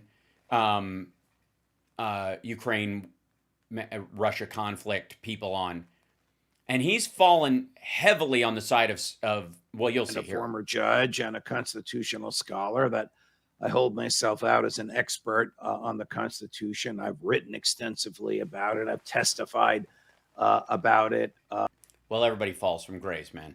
Before the United States Senate, and I've spoken. Yeah, there's Fox used to employ a psychologist who wrote books and was a #1 bestseller, and then he drugged and fucked his patients. What's your point? Talking about it in many, many forums, but yeah, Flynn had ribbons. He's now a traitor to the United States. I get it. Everybody can turn. I have become fascinated with the war in Ukraine, and have been substantially educated by my personal research and outside reading, and especially. He thinks the cure for the Ukrainian war, by the way, is ivermectin. By the conversations I've had on air with Colonel Douglas McGregor and with Scott Ritter, and many of. Yeah, that's convicted pedophile Scott Ritter and Douglas. I wish we could just blow up the whole world, McGregor, and just start over. Douglas McGregor is like the character in Spies Like Us, where everybody's like, you'll trigger a nuclear war. It'll destroy the entire planet. And he goes, to preserve the American way of life, that's something I would do. Like, he's that stupid. I don't think he gives a fuck. I think he's in the tank for Russia at this point. But, yeah, anyways. You have been interested in this already. I am convinced that no matter how harsh Vladimir Putin may be perceived by the media in the it's not that he is that, he's just perceived that way by the media. He's just, it's more fake news. United States. He has a very, very strong moral and legal case to be made that the areas of Ukraine that are Russian speaking for years, because they rolled in there, killed people, kidnapped people, and then moved Russians into the area. And by the way, this is arguably the same case that Israel will make about Palestinian territories, where they broom people out, they move in with bulldozers and guns, they push everybody over, they bring in families, make people move there, give them land for free or incentivize it, or actually, like if you want to buy a house, you can't buy a house anywhere but there. And then if you want to be an Israeli citizen, you got to do it. And then they move into those areas. And then they say, well, we've been living here for years. For decades, in some cases for centuries. No, the USSR doesn't fucking exist anymore. Vladimir Putin was never the head of the USSR. He was part of the KGB. Fuck him. Fuck them. Fuck that nonsense. That's fucking goofy. That's like saying the governor of North Dakota or South Dakota has a real legitimate argument for seizing back Native American territory in their states because of fucking the way the rivers run. And because deals were broken a long time ago, so the ability to break deals is still legally possible, so fuck them. That's the depth of this argument. Been part of Russia. I am also convinced. And Poland's part of the Rhineland, so sure. That the United States should have no dog in this fight. No. Yeah, no dog in this fight. Fuck him and right. Okay, so that's his argument. By the way, and just a little flashback. Here he is with Scott Ritter. Hear him asking a couple questions. Let's take a dive into their conversation. Stuff. They're there to investigate, find out what happened to something, to reconstruct data. And the reason why they're doing it is that there's increasing concern that a lot of these weapons that we've provided Ukraine, especially the Javelin anti-tank missiles and the Stinger anti-air missiles, aren't being used against the Russians, but being taken. Really? The tops of those fucking tanks are just popping off on their own? So the Ukrainians don't even have to fire the Javelins. The fucking, the big pop top ones where they just blow the whole fucking turret off and it turns upside down. They don't even need a Javelin for that? Shit, what are they throwing? Popcorn and then shooting it with a heat ray? Taken and sold on the black market. No. To criminal elements and potential terrorists in Europe. The German government has intercepted a terrorist or a criminal element that had a Stinger missile. The German government has intercepted a criminal element that had a Stinger missile. P.S. The Russians have taken territory in these periods that overran areas that had all of these weapons. The idea that somehow that they were sold to them by the Ukrainians because fuck it, we're not really committed to this, versus the Russians found the shit and the kleptocracy that goes there was like, we can't use this because we don't have the firing capability, but we could sell it for money. That was sent, that the United States sent to Ukraine. So we know this isn't theory, this is reality. Yes, reality. One anecdotal story of a Stinger missile, source unknown, ends up with a German, quote, criminal element, is intercepted, by the way, so they didn't get very fucking far. But the rest of them that are actually hitting tanks and destroying troops and armaments and ammo dumps, that we should stop all that, because Scott Ritter, convicted pedophile, has convinced Judge Napolitano, who is not welcome on Fox anymore, that the Ukrainians deserve what they're getting because the whole country was wearing a short skirt. And, after this coming election next week, everybody. Oh, by the way, I think this was before the midterms. Believes that the Republicans are at least going to take the House, and they may take the Senate. What does this mean? That if Joe Biden wants to continue funneling tens of billions of dollars worth of American taxpayer money to Ukraine, he needs to do it before the Republicans take control of the Congress. Yeah, I already did. It means during this lame duck session. The problem is, if he asks for it and somebody asks the question, can you guarantee me that no javelins, no stingers are missing, that no weapons have made their way to the Black River. The Pentagon right now can't guarantee anything. Yes, normally in theaters of war, you can guarantee everything. Hey, can you guarantee me that no Apache helicopters are being used by the North Koreans that were stolen in Afghanistan? Well, since we have one that was set for demolition, and I think it was, but I wasn't there to watch it blow up, I suppose technically anything's possible. Well, that's it. We're shutting down the Defense Department.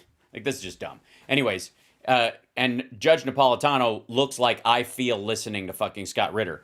That said, that whole group, Glenn Beck, Scott Ritter, Judge Napolitano, Tucker, all that crowd, you'll notice, and pay attention because it's going to get worse for them, that as Ukraine gets stronger and as Ukraine gets closer to winning, and watch what happens when if you thought they thought World War III was going to start because of Nord Stream pipeline, wait till they take Crimea and block the bridge. They're going to like, that's it, tactical nuclear warheads, we're all doomed. They're gonna walk up and take the doomsday clock and go, why won't it fucking move? They'll want it to be on midnight just to prove a point. As that gets closer, every time Ukraine makes some genuine moves where it looks like they're going to not only go back to the 2014 borders, or back to the last year's borders, but all the way back to 2014, retaking Donbass and Crimea and going back to the original Russian borders.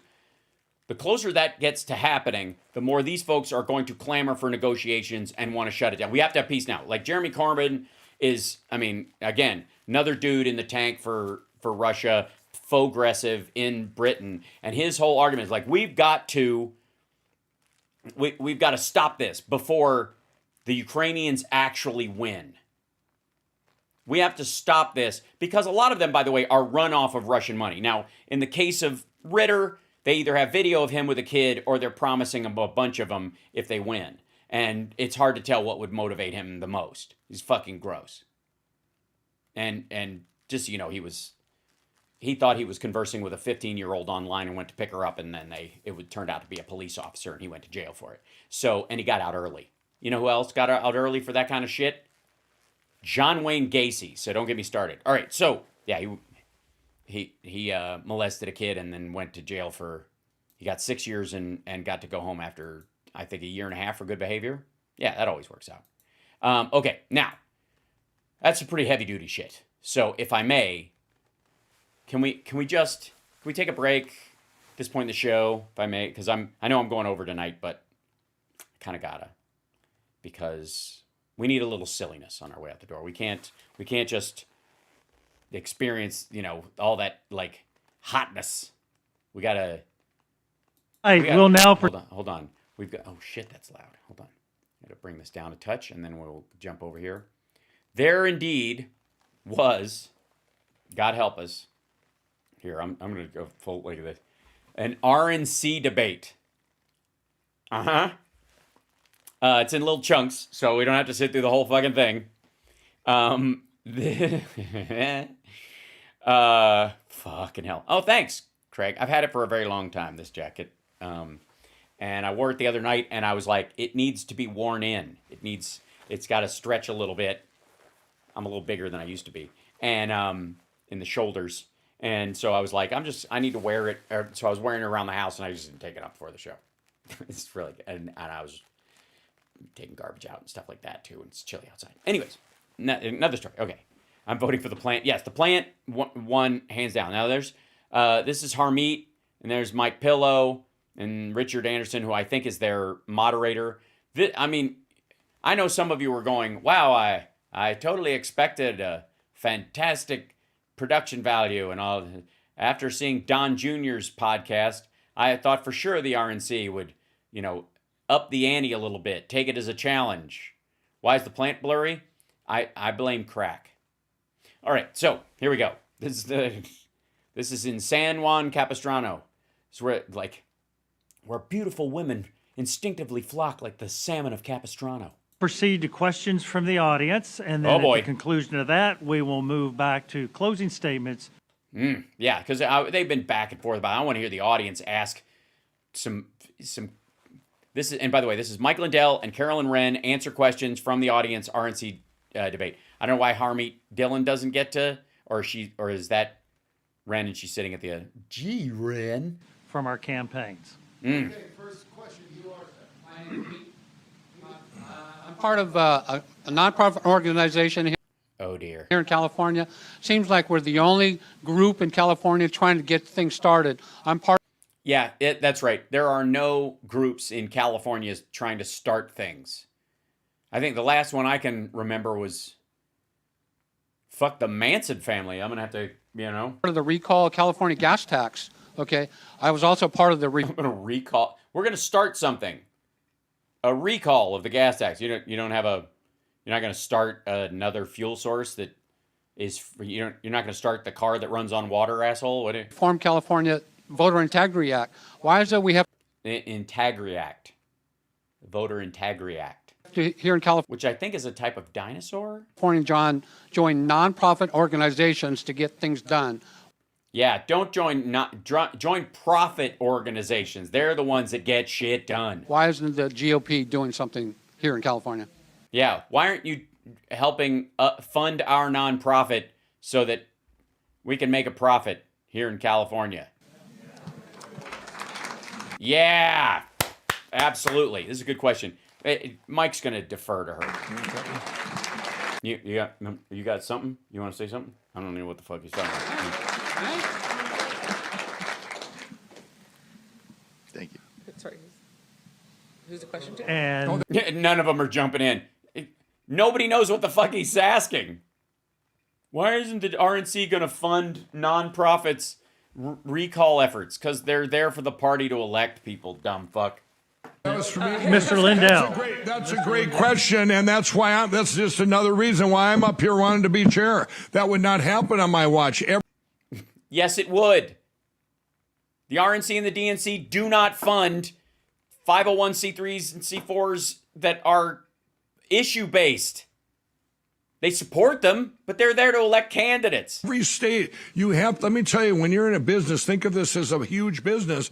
Right, yeah, we're here to make money.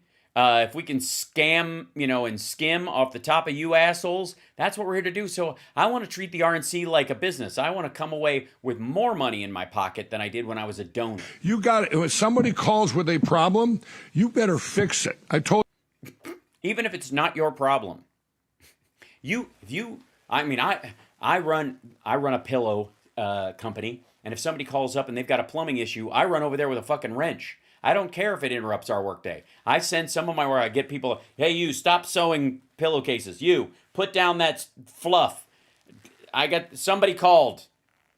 That's a wrong number, but go there right now. Otherwise, we'll be out of business. I told you, I have 500 of my employees back at My Pillow have my direct phone number. They'll call me a deviation or a block or a problem, and you address it right then. And yeah, but do they call you about they're going to start an Etsy store and tell you that they've been stealing fluff and making dolls out of it because you're never going to miss it. You don't just say, you don't not answer that question. Yeah, you don't not answer a question that's not germane to what you're actually doing. In the middle of anything, you take the number and you Every state should be just like your own state. Even if it's total, if you think it's total blue, and okay, let's just focus on the ones in this election. No, we're all in this together. That was not an answer. That's not a problem. He's not talking about fixing something. That guy wants to know why the RNC is not funding these private recall efforts and shit. That was great. It's great. Let her answer, because maybe she actually knows what the fuck the guy was talking about. Well, Harmeet is from California, and I think has... Oh, Harmeet's not there. She's answering on her behalf. That's fun. A lot of the same shared... Representative of Harmeet Dillon. So she's not even at this motherfucker. Mike Pillow is there. This guy is squeezing every goddamn vote out. That's just her spokesperson? He couldn't have just sent a fucking pillow? frustrations that you do as well. As the national committee woman, there's not as much power as I would say as the actual party chair holds. But I will say that the actual party chair, Jessica Patterson, is another one who has said, I don't really care what you guys in this room think. I'm voting for Ronna McDaniel. She's a friend. And that is fine. You're welcome to be friends with Ronna. You're welcome to like Ronna. She's a perfectly nice. No, you are not. Okay? We're shunning her.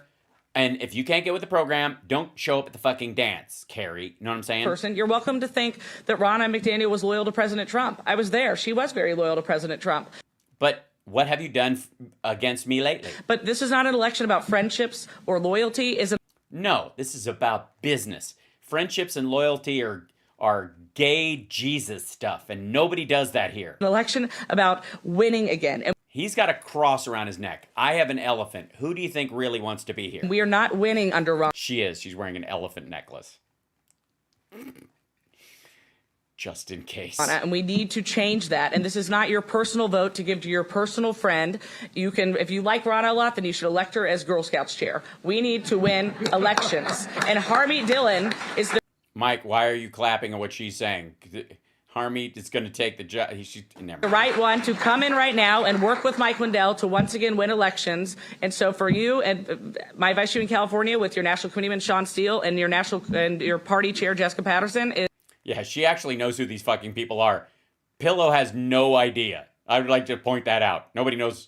Like, he's like, this is fun. This is like, if she said something, they liked it. What happened? Who am I? Where am I? Tell them to do the right thing on Friday. And if they don't, run someone against them. Welcome to democracy. Your name and where you're from? John Gardner, originally Pittsburgh, 10 minutes up the road right now. So. Yeah, nobody cares, dude.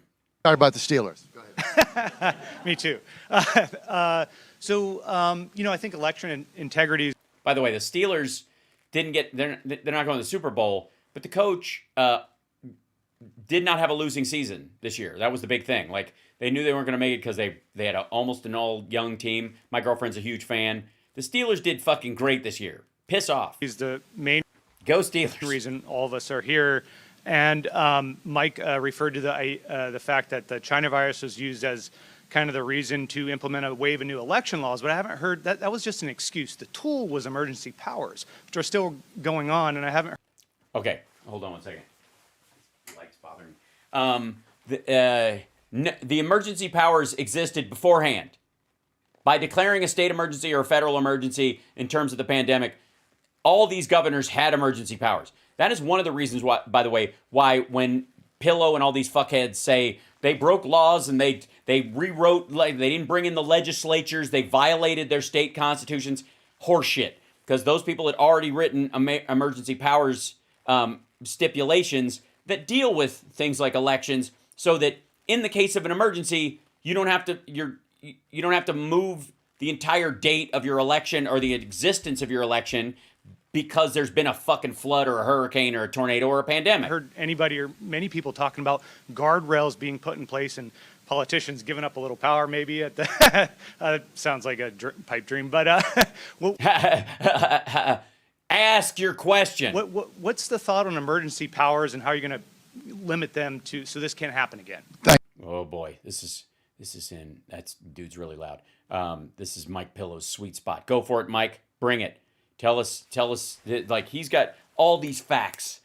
He's ready to call them up. This is going to happen. I'm excited. Come on, Mike. This is your moment. You've got Harmeet's representative because she couldn't bother and knew it wouldn't fucking matter because she already knew that Ronna had the votes in California, so she's not only flying to places where she didn't have her own fucking plane, I guess. Ouch. Well, you've got to get this all will have to be looked at, but you got to start winning this stuff in courts. You got to start winning, and we are winning. You're just not hearing about. You're not hearing about it because you're not actually winning. All the hope, the stuff that's going on, and here in California, you know, in California was the #1 state that votes were stolen in the 2020 election. All right, well there you go. I didn't realize Trump. I mean, I suppose Trump thought he could win it like Reagan did. So maybe he spent some money in California, and because of the volume of people, he was able to buy a lot more of those. Hold on, if I may. Let's see if I. Hold on, I have something. It has to be No, it's got to be in here. 1 second. Yeah. There we go. If I may. Dink. There you go. Just protecting myself a little bit there. If I may. Hold on 1 second.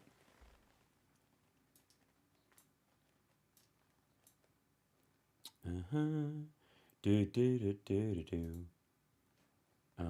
that come out? It should be. Brink. Brink.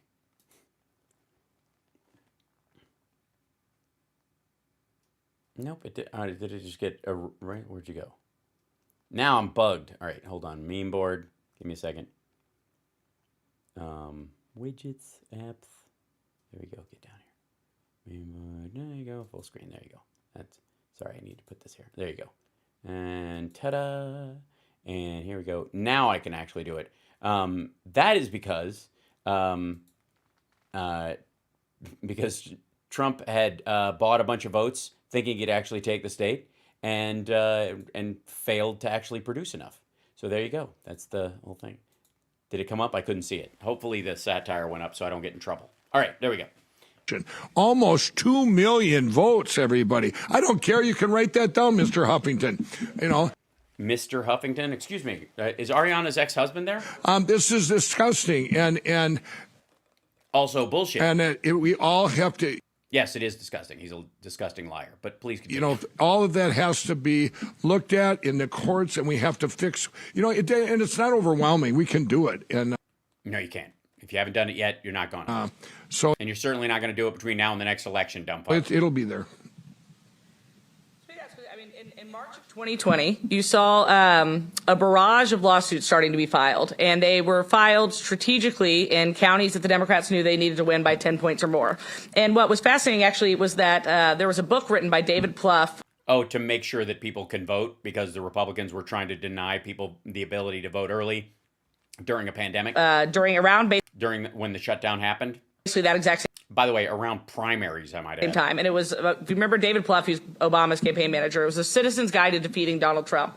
It was an online book. I was probably the only one to really read at that time. But he literally lays out exactly what they plan to do, county by county, and said, screw these other places. Just focus on Philadelphia, different places. We have to change the rules and up our vote there. And that's exactly what they did. Under the guise of COVID, they went in and sued to change the election laws and to take over those. But when you change the laws in those states and do automatic registration and printing all the ballots, well, I don't know why she froze then, but I like it. These county elections don't have the money to pay for that. We'll enter Mark Zuckerberg with his $500 million. And guess who is managing Mark Zuckerberg's money? David Plouffe, the same guy who wrote literally a playbook saying this is what we're going to do. The Democrats are not hiding this. They're doing it.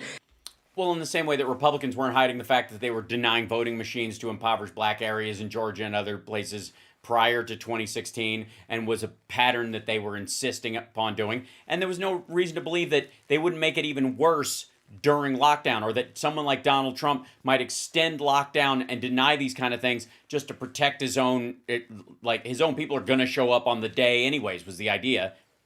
In the open, in public, they talk. Right, they talk about it openly because none of it's illegal. At this point, here's what I would say.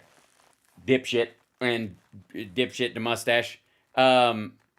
If anything that they're doing is criminal or unconstitutional, take his book, which is available online, and print it out and take it to any court in the land, or any particular court where he even mentions the fucking state, and enter a civil lawsuit for a violation of your civil rights using that as evidence.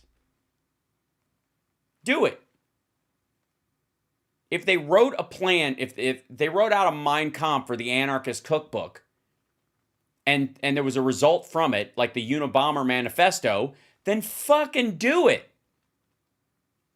But saying we need to get out our vote in these areas, and Republicans are going to try and stifle the vote in these particular areas because they've been doing it for years. About it, and we are sitting here twiddling our thumbs and not recognizing that we are at war with a unified left that is going to take us down and do anything impossible to do it. So no, nothing. Yes, we even convinced a small but spicy pillow salesman from Minnesota to embarrass the sitting president by being as much of a jackass in public and his benefit as possible to lower the voter turnout and to proselytize about the lack of safety of voting, not only early, but through a machine at all in any district. We're very cunning. It has changed. They went in and they sued only in the places they needed to win. They automatically. That's because Republicans were breaking the law and stifling the vote in specific areas where they knew they were Democratic strongholds, where there were lots of Democratic votes. And if you could mute those, then Trump could win. Derp. Registered everyone in doing it. They used COVID as an excuse to do it. They had Oh my God, they registered everyone? Not voters. Mark Elias as their attorney. And then we did nothing to fix it after 2020. Once we figured this out, genius attorneys such as Phil Klein and others wrote endless reports about it. What did Ronna McDaniel do to fix any of it? We just went into the 2020 election and Ronna's on TV saying we had bad candidates and it's Herschel Walker's fault. And there was not. No, that's it wasn't 2020. That's 2022. You just went to that one. I mean, it all blurs together. And in deference to her, it's an easy mistake for her to make because she had shit candidates both times. Bad candidates. It is not real elections. We have to recognize that and either play the game the Democrats are playing or fold up shop and go home. That's a tough one. Which one would I prefer? I think I'm going to go with is B's an option? You really?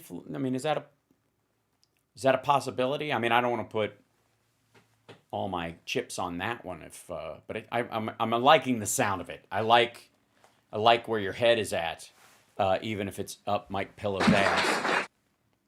Yeah, so that's yeah. And by the way, yes, fold up shop, fuck off, goodbye. Let's see, hold on. Maybe we did this one. All right, I'm almost out of time. Let me see real quick because I want to do one more thing related to that, and then I'll let you guys go. I'm gonna miss you guys. Parting is such sweet sorrow. It truly is. So by the way, Alan Duke is looking forward to seeing the clip of me, the takedown of Jimmy Dore from yesterday coming up as a clip online CSL because he refuses to watch Jimmy Dore because it's behind a paywall. And I'm like, well, you can actually get around. Never mind. There was another piece of this thing. It's like a little clip. It was just Mike Pillow. I wanted to show you guys. I haven't watched it, but I want to watch it, and I want to watch it with you because I'm not watching it by itself. Here it is. Oh, yeah. This is sweet. Oh, God, this is good. This is, I think this is more of this is their same gathering, but it is Mike Lindell and Caroline Wren discuss 168 members. That is a big bag of dicks. I'm just saying. 168. We had 169. Mike. All right. So, 168 members. The 168 again, it's the state party chair of each state plus the national committee man and woman. And the reason it's not 150 is because it includes the territories in Washington, D.C. I think that the Republican Party is facing an existential crisis right now. Yes, they followed Donald Trump down a rabbit hole of idiocy, and they breathing his farts the entire way, and then they got stuck in the fucking rabbit hole, and they're having a panic attack. And if you do not listen to the grassroots and what they want, which is change in leadership, then we will lose our party. They are not. If Ron Again, don't threaten me with a good time. McDaniel's reelected, I think it is crazy to think that everyone will just come together. The entire. Yeah, obviously they won't. You guys will leave and be all mad, and Mike Pillow will stomp around and be pissed off, and Ronna McDaniel will offer him something a la like a McCarthy-esque concession to him and buddy, and he'll believe it. But they're not going to let him fucking barnstorm around, like destroying, knifing the tires on their Get Out the Vote campaign. Entire evening lineup of Fox News has called for Ronna to resign. Every single Oh my God. All of them? Grassroots organization that I know, they're sending thousands of emails to their RNC 168 members saying, we don't want change, we are demanding a change. 10 state parties have brought an actual vote in their executive committee saying either that Ronna should resign or formally endorse someone else. And those are just 10 have brought it. Can you imagine all 50, if they brought it, it would actually pass. On top of that, the third pillar is donors. By the way, Ronna's going to win. I'm just here to tell you, it's gonna happen. Yeah, I saw that CSL. I'm going to send him the link.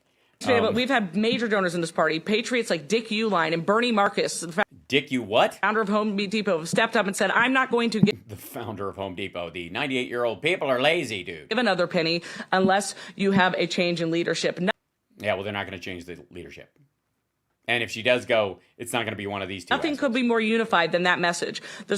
Yes, 10 people having a little vote in small states will not override the other 40 because they have more people, because you have a volume of people that vote on this that's based on the state. This is not the Electoral College. Problem with these 168 members that I'm facing, and I know, Rich, we have you here, is that some of them are unwilling to listen. In fact, some... Well, it's not their fault. It's because Mike Pillow calls them all the fucking time and talks for 4 goddamn hours, and they just set their phone on the table and try to finish their meal. Some of them, in Texas, the executive committee passed 67-0. This is who elects the 168 members, by the way. 67-0 that you have to vote. And Mike, are you writing this down? You're the math guy. Vote for change in leadership of the RNC. And the National Committee woman, Tony Ann Daschle, said, I don't care. I'm still voting for Ronna. She gave me a position as the convention chair of a convention that didn't even happen in 2020. Oh my God, who the fuck does she think she is? Lauren Boebert? So my advice to you is that if you're a committee man or woman or your state party chair, By the way, this is the windup. This is a representative of Harmeet Dillon, who's been involved in RNC politics for a long time, knows all this stuff probably better than Harmeet does. And that's why she's sent as a surrogate to talk like this. Mike Pillow has no fucking idea what she's talking about. He doesn't know how any of this stuff works. He's never bothered to. And so while you're enjoying this woman kind of discussing the internal numerical advantages and disadvantages that they have as candidates, and state for state, the challenge they have at whipping votes inside the RNC, understand that Mike Pillow it's going to be his turn to talk soon, and he has no fucking idea about any of that stuff. He has no idea. Please know that. And so part of me is really enjoying, the more fancy pants she gets in her description, the deeper a hole he is realizing he is in. I'm just enjoying it. do not listen to you. And when I say you, I mean... He thinks he's in the audience right now. I mean, literally anyone. Everyone is unified saying that they want to change. If they don't listen, you should vote them out. Clap, clap, clap, clap, clap. There we go. And then here comes Mike Pillow. And it'll be he'll break down names, numbers. He'll take all the brains that he has around making infomercials and selling pillows and distill it down to the fucking bingo of each letter and number he needs to get elected. Here it comes. It's gonna be so good. Mr. Lindell. That's Captain Pillow to you. I've been talking to all the 168. I've learned so much, and there's some that they want, a lot of them want change, that they're forgotten, but a lot of them were afraid. It's a great thing this is a secret ballot, and all of you that I know have said, hey, we should have a open ballot. I got calls from Michigan saying that. I said, absolutely not. Just think if there was a closed ballot for the Speaker of the House, you'd have had a lot more than 20 going there. It would have been a big group because his argument is that if it was a secret ballot for Speaker, there would have been more people against McCarthy, and it would have been even worse. Great analogy. They have fear. What was I promised? They have fear. What was I? So if I vote for Mike, I'm not going to get anything because this person is throwing me a bone on some committee that will never happen. What was I promised, or if I go against her, she's going to take away what was promised, or they're forgotten. You have a state that's forgotten because they're maybe not as important. Yes, the state of Upper Simpaloma is it's the 51st state in a lot of ways, but most people have forgotten about it. I believe the 168 heads are better than one.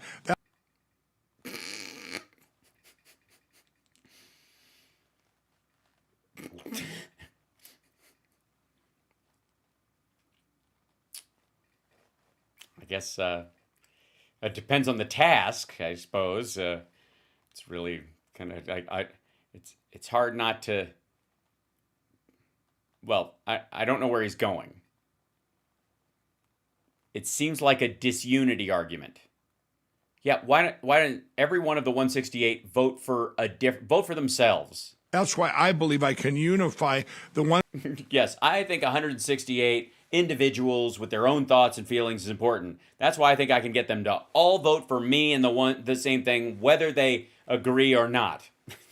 Ones that are considered established people, establishment, versus all the way ones that really care about the people, the grassroots. And I see. So the establishment does not care about the grassroots. So you believe you can win those people over to vote with the people who care about the people, even though they don't. Why? And combine them and have a blend there that's going to be, because you're not going to, those people will be held. Yeah, who needs a big tent when you can just put everybody in a blender? I think 168 squirrel heads in a blender makes a great smoothie. Accountable, but you got to get some change in there first. You have to get the change in. You have to, you can't have the same input and expect the same output. Okay, so basically what he's arguing is that it's the diversity of this 168 people and what they want and is very important, but we have to get rid of them because you can't have the same people voting. And they're going to vote. I can't win their votes, so we need other people to replace them to vote for me. And it sounds like a good plan. I take it back. He obviously has learned so much. Now, I believe this, real quick, this just happened in South Dakota to tell you what you're up against. In South Dakota, all these precinct committee people got voted in this whole year by the tens of thousands we put them in. And in South Dakota, it's about 800. They got voted in last June. So, by the way, there's barely tens of thousands of people in South Dakota at all. They didn't like it. That now they had a... Seriously, hold on 1 second. There you go. Hold on. It's 895,000, less than 1 million people in the whole fucking state, but tens of thousands of precinct heads. Great. Vote, and they voted out a Secretary of State who I didn't appreciate, and voted in a great Secretary of State that was for the people. Well, so they didn't like that in South Dakota, so they go, well, let's have a vote. This is 2 weeks ago, to vote out the precinct committee people, to vote out that they could never vote again. Sounds like Republicans to me. I don't know. You do realize the people that you're talking to want that. They believe in singular hierarchical structures. They want an upper crust, 3 layers of control, and everybody else can shut the fuck up and tow the barge. Now, if that had went through, it would have destroyed the Republican Party. But we communicated, got the word out, and it got voted down, shut down. So you need transparency through all the 168 and hold them accountable. So it shouldn't be a secret ballot. If they... You know, the ones that are stuck in me, you know why their agenda is not to do like you said about Texas, Yeah, it's their agenda to do what, like you said about Texas. The thing with that makes sense. What? That doesn't make sense. It's what the... None of this does. I'm enthralled. I've never seen someone use so many words to say so little since, I don't know, a Trump rally. People want, and you were voted in for the people. What happened to that part? Voted in for the people. You can't have other agendas. We're going to call you out, each and every one of you, if you have your own hidden personal agenda. It's not going to happen anymore on our watch, all of our watch. So. Great. Now you've deputized everybody. It's going to be exhausting. I don't want to be the leader of this whole thing. I want you guys to lead through me. This is like, and by the way, this is classic, like, political horseshit. This is the kind of stuff you'd see somebody like standing on the back 2 steps of a fucking wagon in the Wild West. I don't want to be the mayor of Sayersville. No, sir. No, sir. I don't want to be I want you to be the mayor of Sayersville, and I want you to deliver your plans for this city to make it the finest version of itself. You got to see me as your vessel for each of you. My God, I have started a thing lately, and I don't know if you know this, when I'm walking around down here in our lovely downtown, past the saloon, past the brothel, past the blacksmith, and towards the gallows, when I meet one of our fellow citizens that is wearing one of their assigned Sayersville's badges, where we know the carpetbaggers from the real people, that I will often, you'll understand, when I talk to children and the elderly, gentlemen, obviously not the women, I will say, good afternoon, Mayor. Good afternoon, Mayor, to everyone I see. Now, the Mayor family, they just seem to not notice. But everyone else recognizes, in general, I must say, that I am saying to them, therefore, they are the Mayor. And I am just, think of me as the sort of judicial, electoral, and governance prophylactic that you wrap around your mayoral ideas, and I will be there to selectively slip off on occasion and make them happen. I hadn't thought this analogy through, and honestly, the horse just made its business and shook the wagon, so I lost my train of thought. But you understand. He doesn't know what he said. He has no fucking idea what he just said. Look at his face. He's like, we got to do this for the people. This is for the people. I believe they bought it. That's it. That's holy shit. Oh, Brother Art, that was a great movie. I agree. I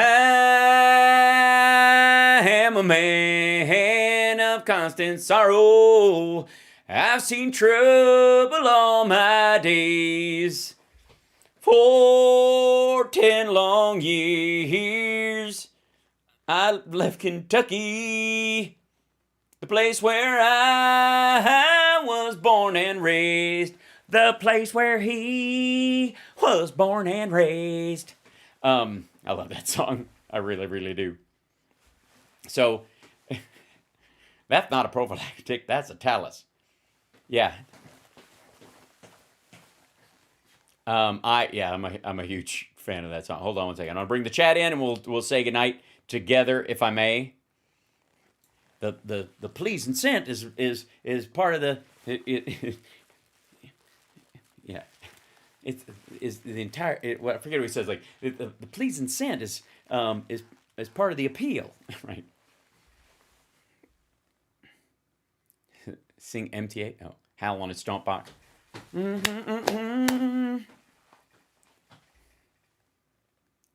There's a Trump rally in that movie complete with white hoods. Dapper Dan, that's right. Cats, Chip. Let's see it. All right. I don't know if we'll see. Hold on. I don't know if I have access, if I beg your pardon, to a cat right now. Give me 1 second, and I will see what I can do. The place where he was born and raised. All right. I'll be right back.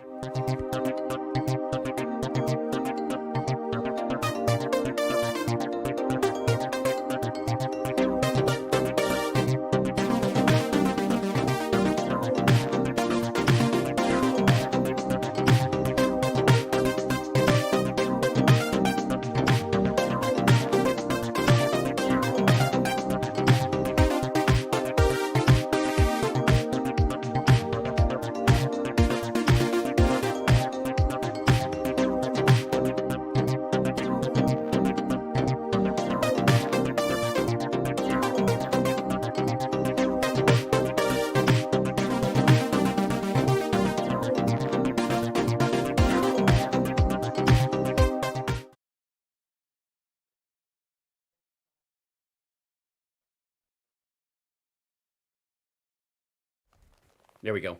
Hi, there he is. He's my servo. There he is. There he is. Chip's a big boy. Look at his head. It's finally catching up with the rest of his body. He's a lion. He's a lion. He's a big boy. Oh, Midas Touch is live? Cool. I'll tell you what. I'm going to sign off. Love you guys. I'm going to go give Chip a treat. You want a treat? You want a treat? Yeah? You want one? Hold on. See if he does this. What are you doing? Are you waiting for the kittens? You think they're coming down? Okay. He wants to go upstairs and get a snack. So I will take him to get a snack, and I will raid Midas Touch on my way out of town. So love you guys. See you tomorrow morning and in the afternoon. And thanks for the thumbs up, and thank you for the super chats. Thank you, Renee, and thank you. Let's see, what did I miss? Where we go? Here we go. Jesse, thank you so much. It's the hey, Liberal Dan, you've been a member for a while. That's cool. Dennis, thank you so much. I appreciate showing you the dum-dums as well.